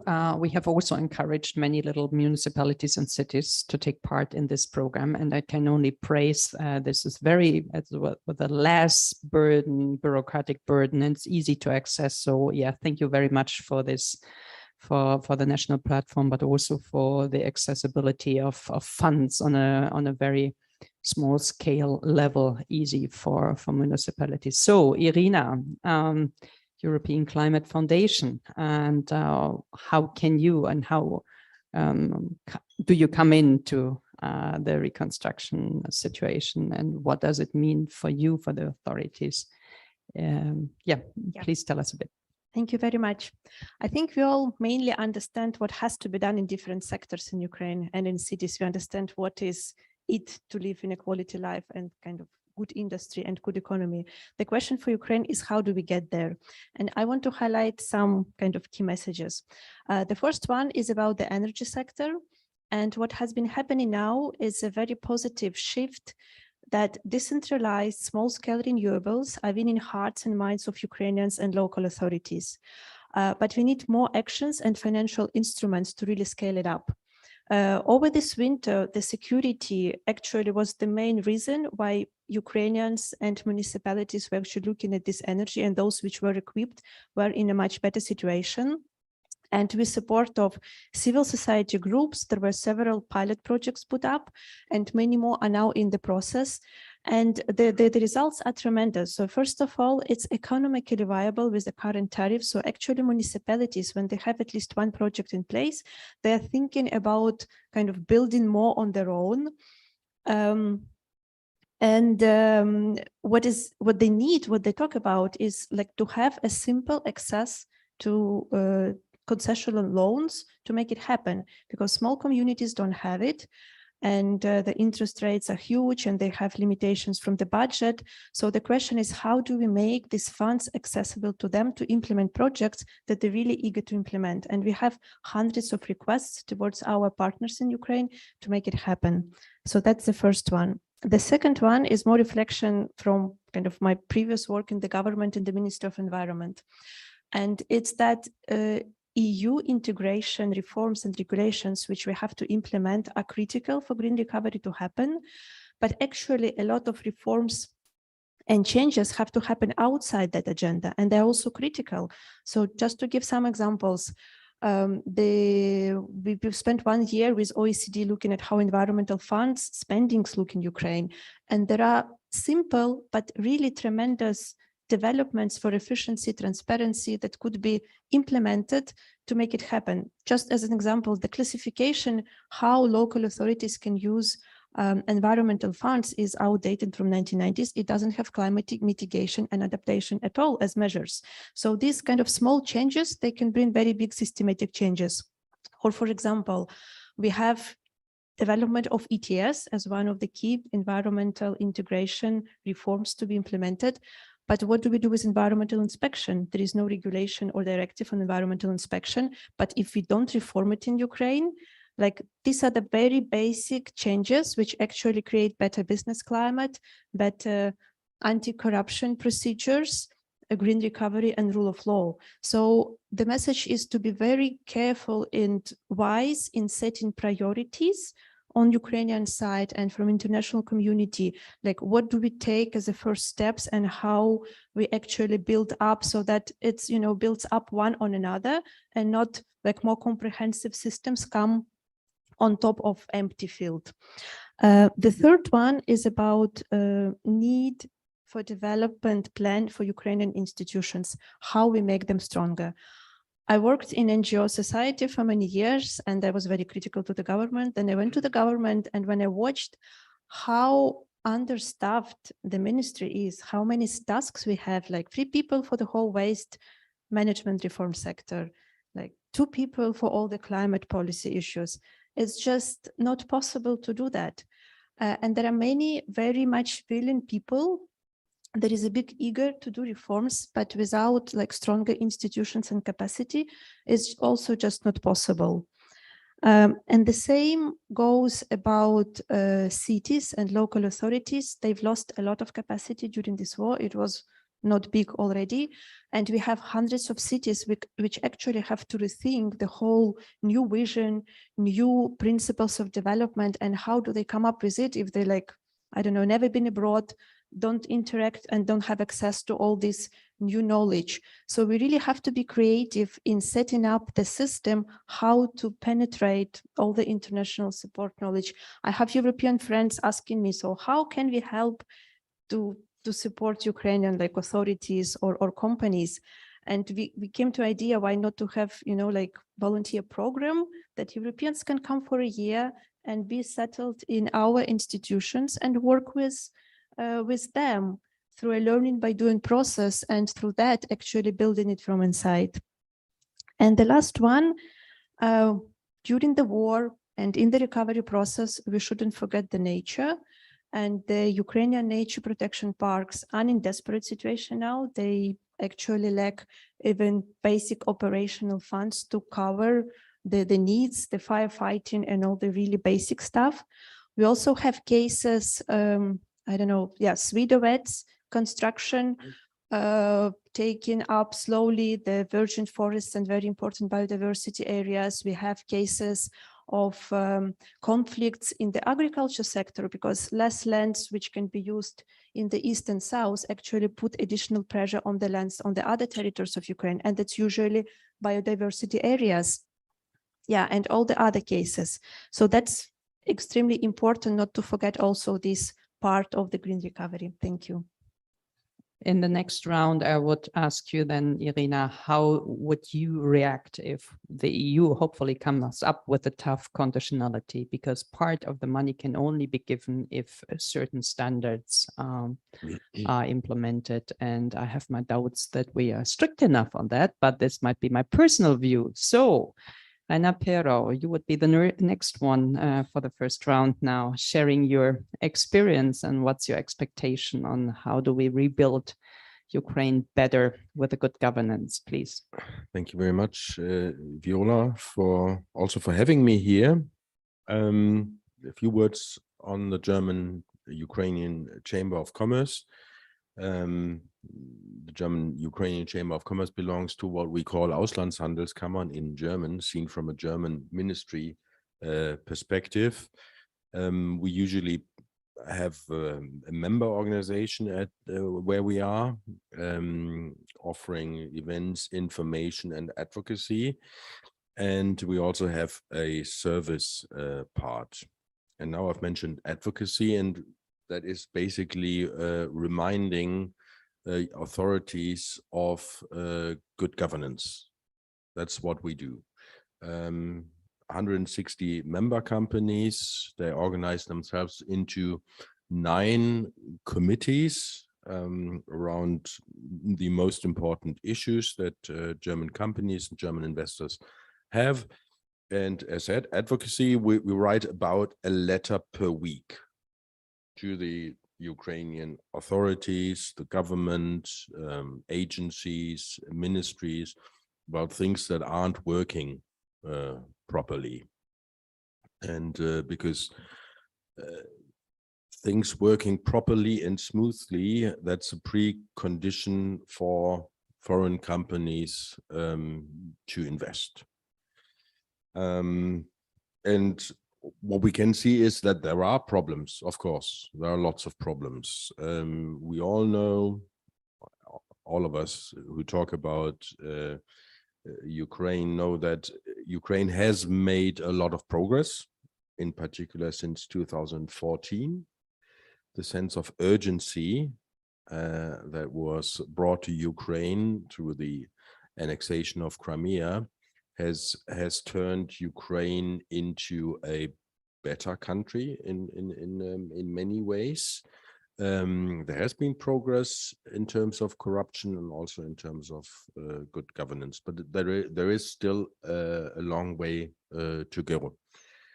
An example of what we do is, for example, we write, there's a mobilization. There's, of course, a lot of mobilization going on in Ukraine, and companies have the possibility to tell the Ukrainian government that certain people of their staff should be spared because they are very important to running the companies.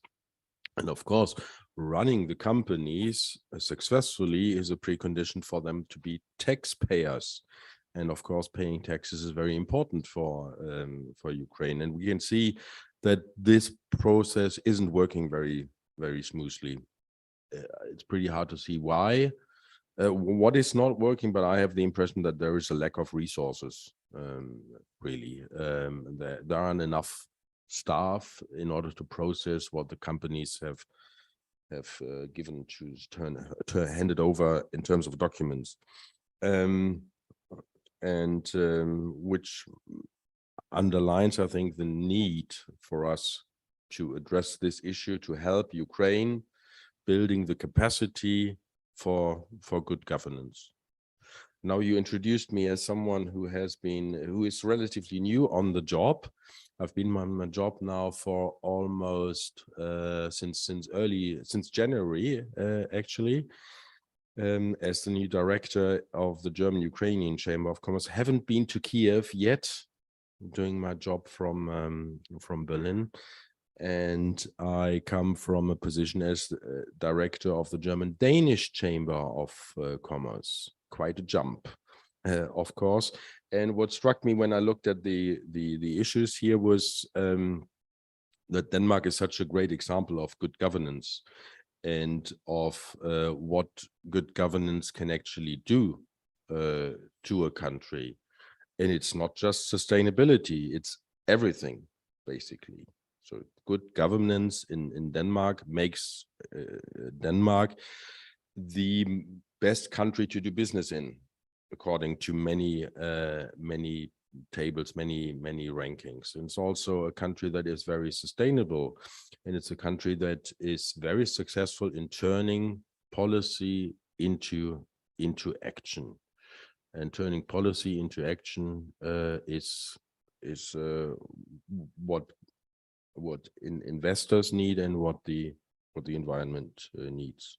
I think it also shows that the interests of business and nature, the environment, are really parallel. I think that companies can do a lot in order to make the world and Ukraine more sustainable, because all the companies, all the meaningful companies, want to be part of the solution.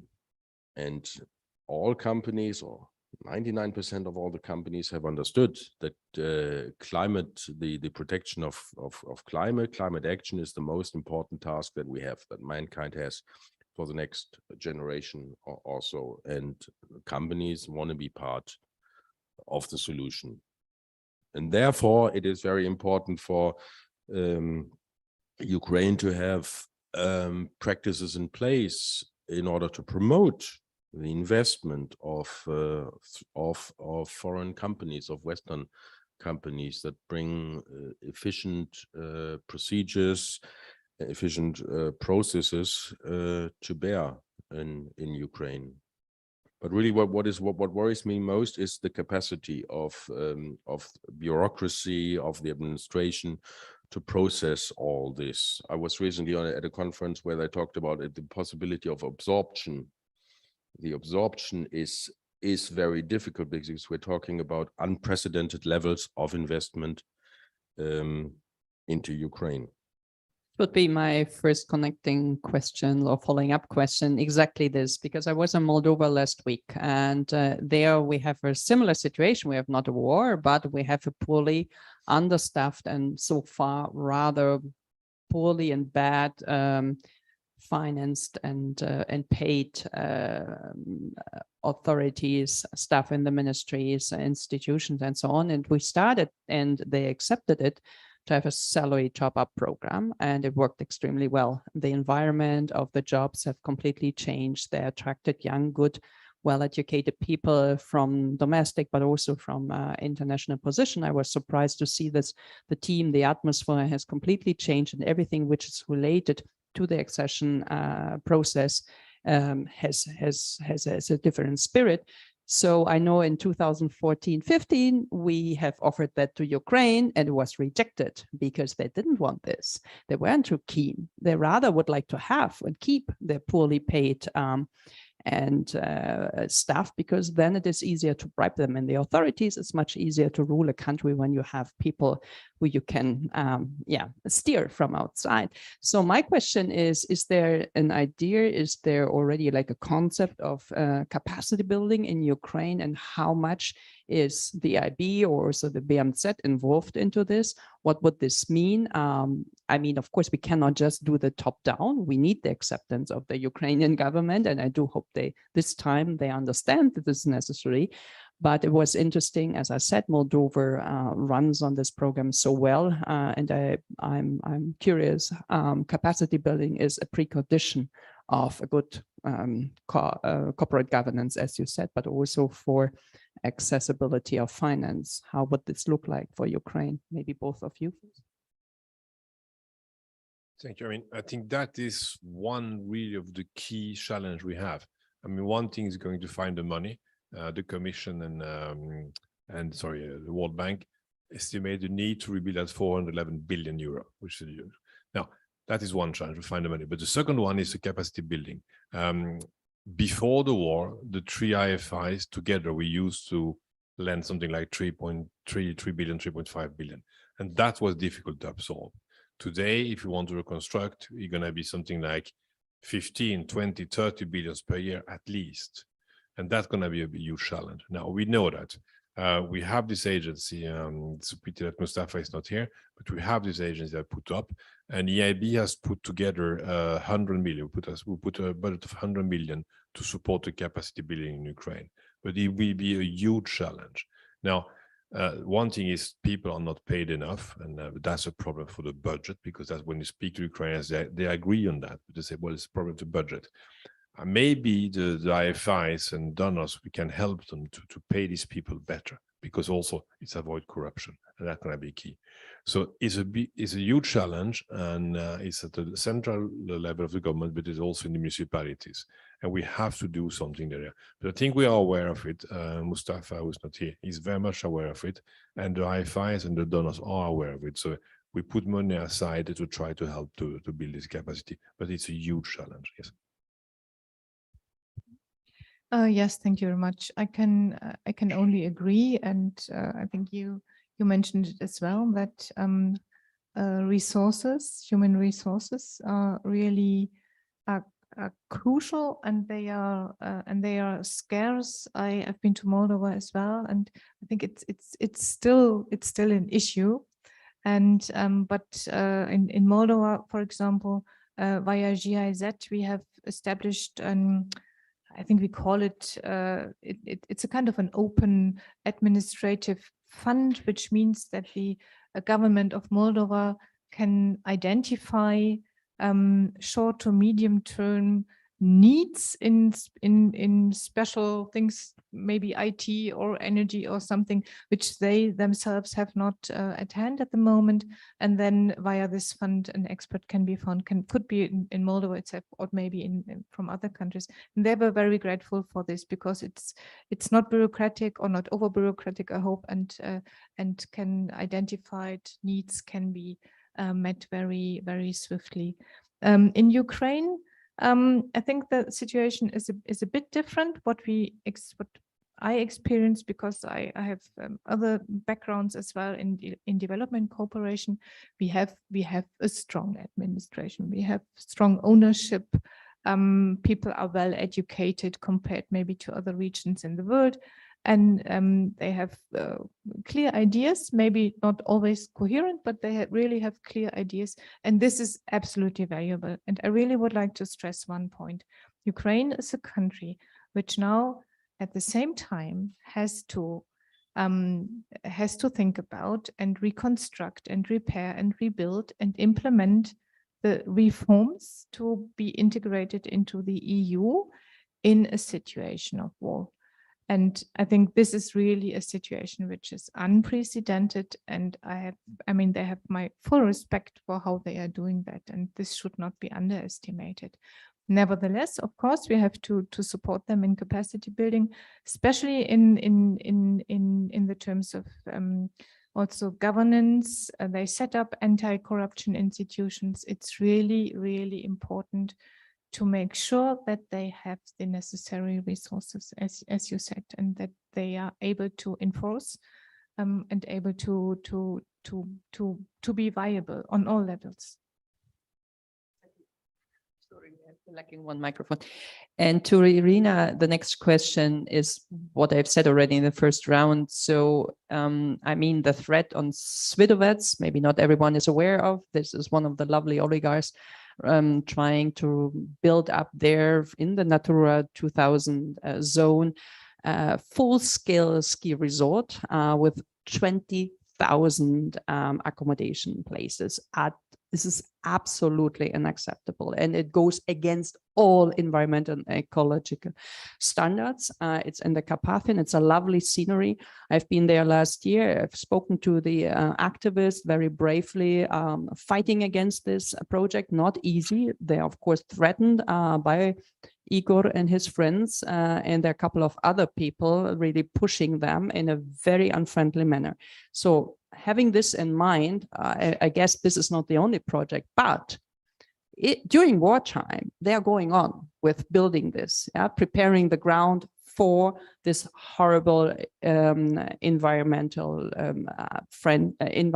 damaging project. So how should we react? On one hand, we have the war and we have to be a solidarity. We need to pay, we need to finance. On the other hand, people are using this situation with a huge let's say, moral repression on us and saying, yeah, this is, it is kind of, how to say, self-determination. And to be honest, I feel not so well with this kind of blackmailing. And I'm quite, how to say, puzzled by this attitude. And as I said, it's not the only situation where we see that power is consolidated in war times, which is rather difficult during civil times. But how would a European Climate Foundation representative react to this? Yeah, we as European Climate Foundation, we support civil society, so we don't have any positions ourselves. But in general, I think Ukraine has changed tremendously. When I was working in NGO, before Maidan revolution, whatever was happening, and we were pointing out, information was out there in the media, it would never stop anybody from doing anything. And that's only after Maidan revolution, civil society activities actually were impacting what government is doing. And the government changed completely in terms of how they perceived the voice of civil society. And the more we go as a country in kind of gradual development, the more civilized actually the whole interaction of the society happens. And the case of me being in the government is also an example that the country goes under that really tremendous shift. I think that in such cases, what's important is to remind such issues on high political level, because such cases is only high political level that can actually bring attention and do something with that. And in general,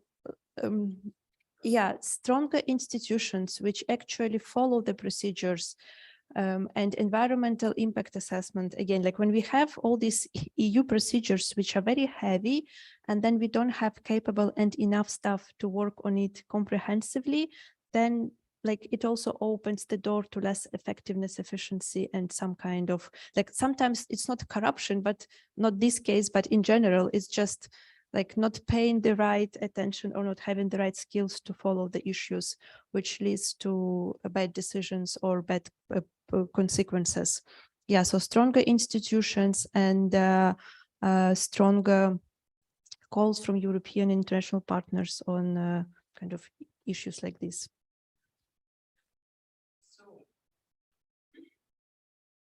We have 10 minutes. I would open the floor now. There's the first question. No, there's one. No, one is missing, huh?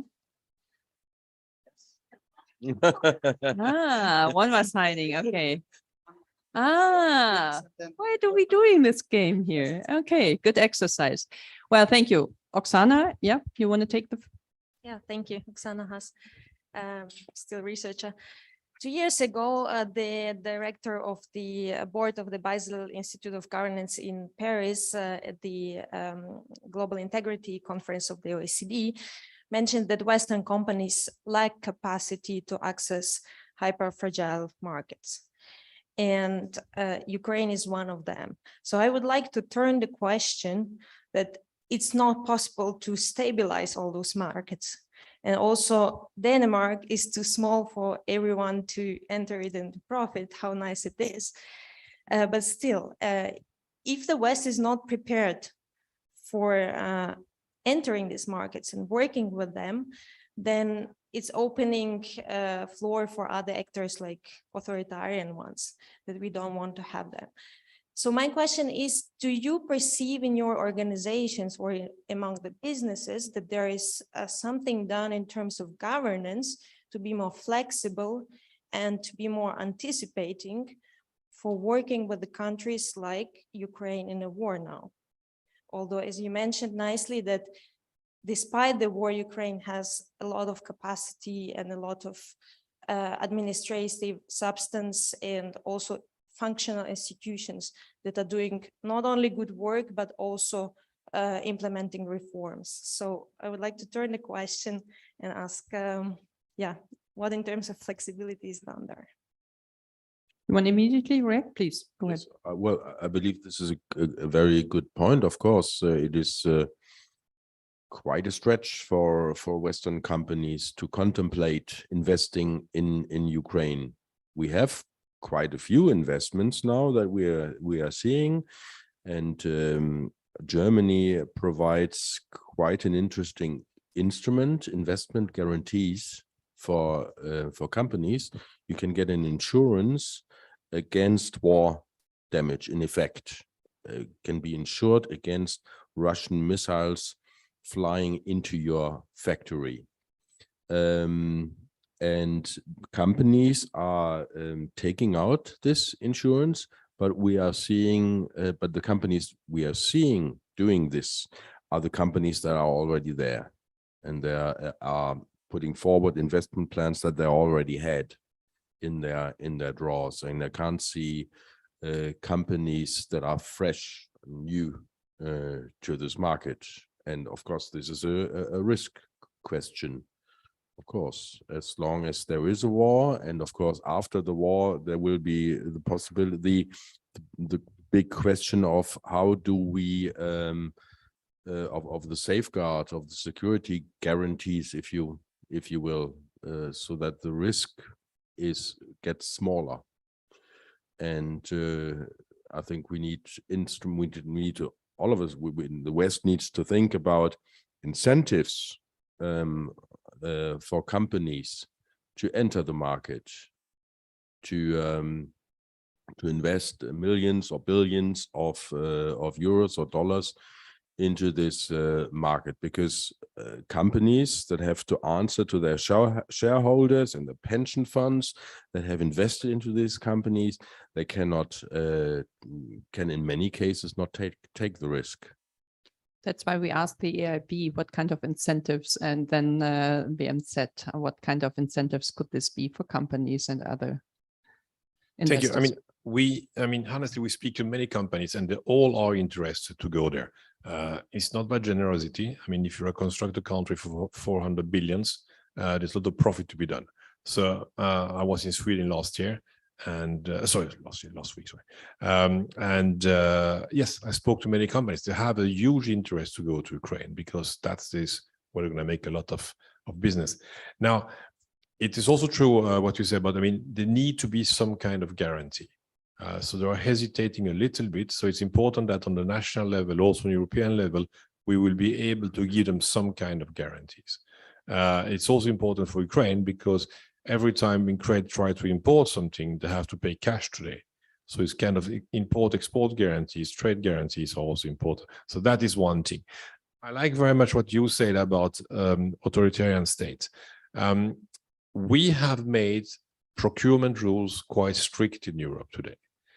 The problem is that the procurement rules are very much going in favor of the price. So very often when you have authoritarian, I mean, companies from authoritarian states, I will not name them, competing against German company, competing against the Swedish companies, they lose because the German and the Swedish companies respect a lot of rules on environment, social impact, and things like that. This company do not. So I'm looking to you from the state, and I think that we have to think a little bit different. We cannot only put as a high. I mean, yes, we want to fight corruption, so price is very important. But when you start to build something in Ukraine, a metro, road, whatever you want to build, it's important that we know that you're going to respect the environmental aspect. The German, the Swedish company will do it. But if you just ask for a promise, it will not happen. So there should be some kind of rule saying, what have you done over the last 20 years? And then you will see that European companies have been doing it very well compared to some other companies. But it is going to be a huge, huge problem for the reconstruction of Ukraine that if we just go for the best price, we know who's going to win. And that is unfair because the European companies, they will respect other criteria like social impact, environmental impact, and so on. And I'm looking at you because that is something that has to be changed.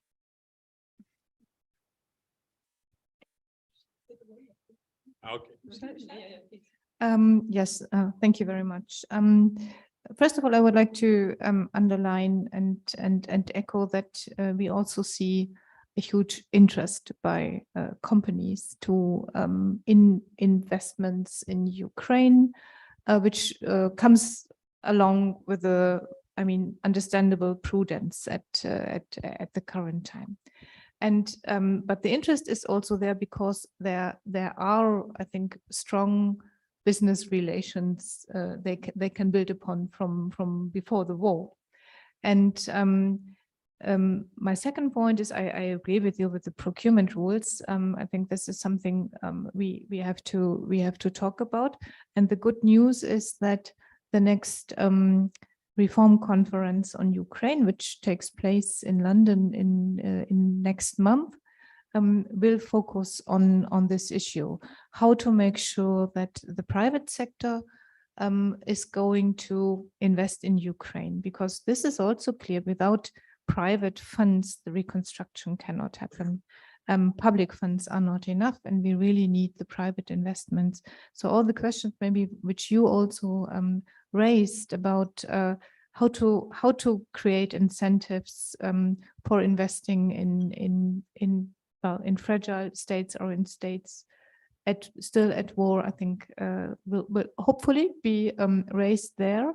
And it also makes clear how important it is that the business has a say in how to reconstruct Ukraine and give their advice on the frameworks, on the regulations, on incentives, and so on. So this is also something we advocate for, to have along with this coordination platform I mentioned before, not the national one, but the multilateral one, that the business sector maybe in form of a business advisory council or something has a say there as well, to make sure that this goes hand in hand.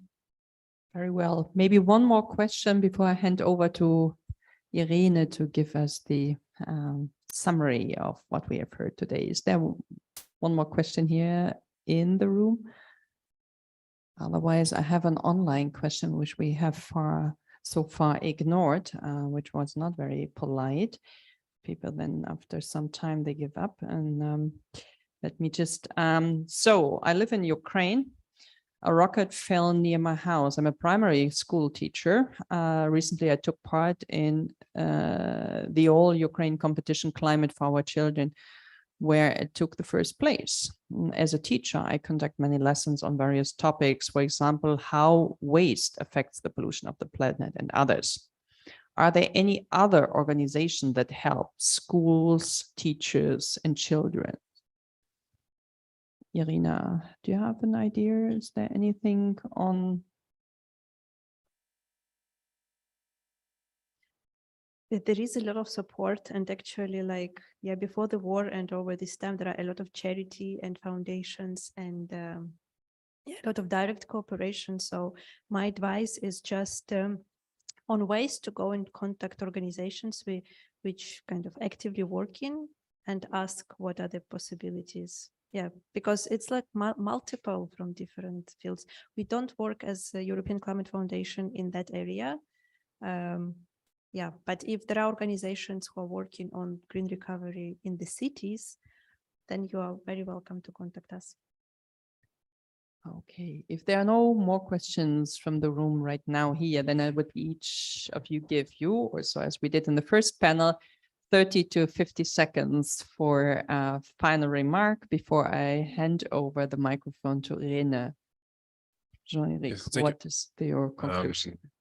I mean, I think that just conclusion is that all of us, we have to do everything we can to help Ukraine to win this war, but we cannot give up on the strict criteria we want, on how we want them to do it. And that is to respect the environment, to respect corporate governance and so on.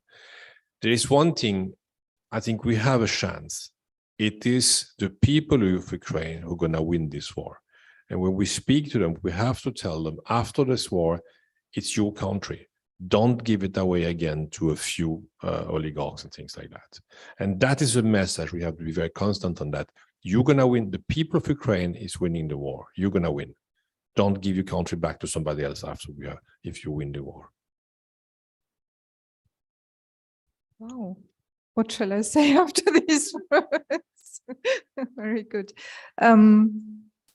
Yes, what I really would like to say, a question which often is raised and which are actually expected here from the audience as well, how to make sure that we, with all these short-term urgent needs that we face in Ukraine, do not lose sight of the long-term needs or medium-term needs, like making sure it's environment and climate friendly. And I can say, I think this is not easy, but we really have to do that. We really have to make sure that we meet the urgent needs. They are there, but at the same time, and I think the Ukrainian people see that as well, already pave the way for a better and greener and more climate friendly Ukraine. And there are methodologies for that and based on good analysis, but it's something we, I think, always have to keep in mind, and that we always have to focus on. Thank you. Yeah, thank you. I just want to say that probably there is no other country in the world, and Ukrainians are really like the strongest country which eager for its future, for democratic values, for changes, for anti-corruption. And I thank you for all the support which has been happening so far. And I really hope that together we will be able to make this country better. Well, I believe there are huge tasks ahead. Of course, providing military assistance, providing financial assistance, and of course also providing assistance for Ukraine to manage everything in a proper way, which is good governance.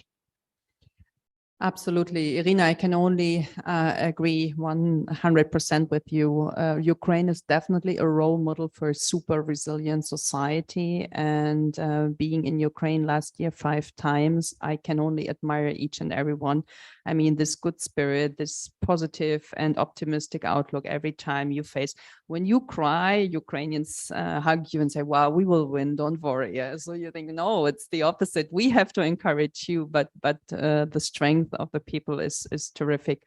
And also, I mean, what Christina mentioned, I think the national platform is an extremely good example how we come from short-term solution like generators, cities of hope, and so on, to long-term approaches. So with these balcony panel, solar panel things, you can start with a generator, but you can develop visions of how to transform to a CO2 neutral municipality, region, district, and so on. And you can bring people over, you can write concepts together and so on. So there are so many opportunities, and I see at least here in the society, there's a big active part who would like to contribute to that. And for this, we are very grateful. And now I would give the floor to Irene, who took a lot of notes and will lead us to the final remark of the very last session here for the last 10 minutes. And then don't run off. There will be some food afterwards.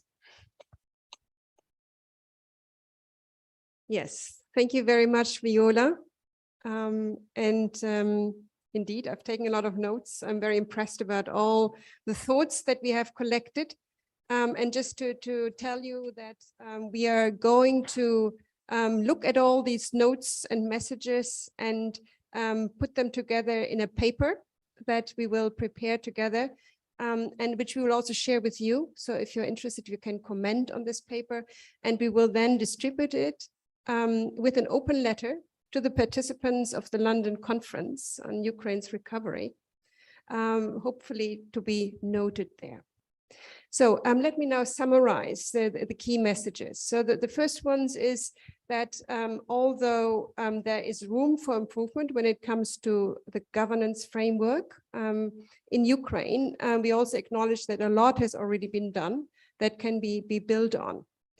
It is clear that the EU integration process, but also the grassroots demand in Ukraine really drives accountability, increasing accountability. So that also gives really good reason for hope. It's clear that good governance also needs institutions. And there was the idea put forward to come up with a development plan for Ukrainian institutions.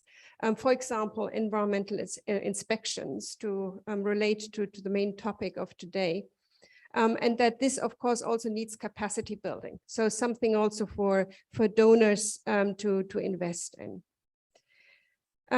We also talked quite a bit about multi-level governance, and in particular, the need to strengthen the local level. Again, some progress was made before the war, but more is to be done. And this is so important because at the local level, there are the people who know best what they need. So it's very important to really treat them as a key actor in these whole recovery processes. Then we also said again about the mechanisms when it comes to local level planning, but also generally planning. It's very important to pay attention to public participation. And again, some progress was made on that, but more needs to be done to highlight also the benefits of it, because quite often public participation is more regarded as a stumbling block. There are people with their own ideas, but indeed, it always pays off to involve people to also in order to harvest their knowledge, to gain the ideas, so for innovation. And of course, also for them to also drive on the ground change. We heard about these renewable energy projects that are so successful. Then let me come to the next sort of big topic. and that is to increase the prominence of environmental considerations in the recovery plans and discussions. Just to give an example, there is a growing demand for firewood and timber, which of course has to come from Ukrainian forests that are so important also for climate regulation, biodiversity, and so on. So by thinking more about how to, where to actually take that wood from, not from the most valuable forests, but from the degrading ones, is something where more attention needs to be paid. Agriculture is another topic, which we know is of critical importance to the economy, but it also plays a very important role when it comes to the environment. What also is a factor here is the lack of environmental data. It's of critical importance for development, for wise integrated planning, to know what is actually there. Where are the resources that can be used sustainably? Where are those biodiversity hotspots that need to be spared or whose needs need to be integrated into the planning process? We also heard that it's clear everybody wants to move to a renewable energy future, but that should not go at the detriment of nature, and also needs to be planned in an integrated manner. The example that was given was green hydrogen, certainly a good idea, but how is it produced? It's being produced from renewable energy. Renewable energy is being needed for green electricity in the country. So before exporting green hydrogen, it's important to make sure there is sufficient on the ground for people, and also that this renewable energy is produced in a manner that also respects the need of nature. We also heard about the need to have accessible funds. There are funds out there that can support a green sustainable recovery, but they must be made accessible. And that also means to pay attention to these mechanisms, some of dispersing funds. Some of them are old-fashioned and need to be revised. And we had one point also that is environmental conditionality, so that donors make sure that funds that are being dispersed are also under a set of environmental conditions. Then we heard quite a bit about civil society, the importance of engaging civil society actors. I already talked about the local level. We also acknowledge that the voice of civil society is already increasingly being heard, especially since the Maidan revolution. But there is still also more potential to really tap into this incredible force that we have in the Ukrainian society. And then my last point is that it's also important to fully utilize Ukraine's impressive technical knowledge, from which we can all learn from, for example, also Germany. We also heard that, for example, the DREAM platform that is now under development to provide project level access to information can also be an important factor to highlight, for example, good environmental impact assessments, data needs, and these sort of aspects. And I would like to conclude with some statements that I found particularly important or uplifting. It's all hands on deck, and I think we all agree that it is that Ukraine needs us, but actually we also need Ukraine for a sustainable future of Europe, but you can also say of the world. Then the Ukraine's path to EU integration is really can be or will be a real drive for promoting reforms. We also heard that people of Ukraine will win the war. We all believe in the people of Ukraine, that they will do it. It's important that the Ukrainian people use that opportunity to also keep their country in their own hands and not give it back to a few that just exploit the resources. All right, yeah, and Ukraine being a role model for a super resilient society, I also like that and would like to repeat this. Yeah, so these were the main messages. As I said, we will work on a paper, and I would now also like to invite participants to join us in a moment for some networking. We all hope that we will stay in touch. And I would like to thank all of the participants, also those online, and of course the speakers for being here, for sharing your thoughts, for listening. And I would also like to thank the two interpreters who worked there busily in the background. That is Oksana Kazanivska and Oksana Dijak. Thank you very much.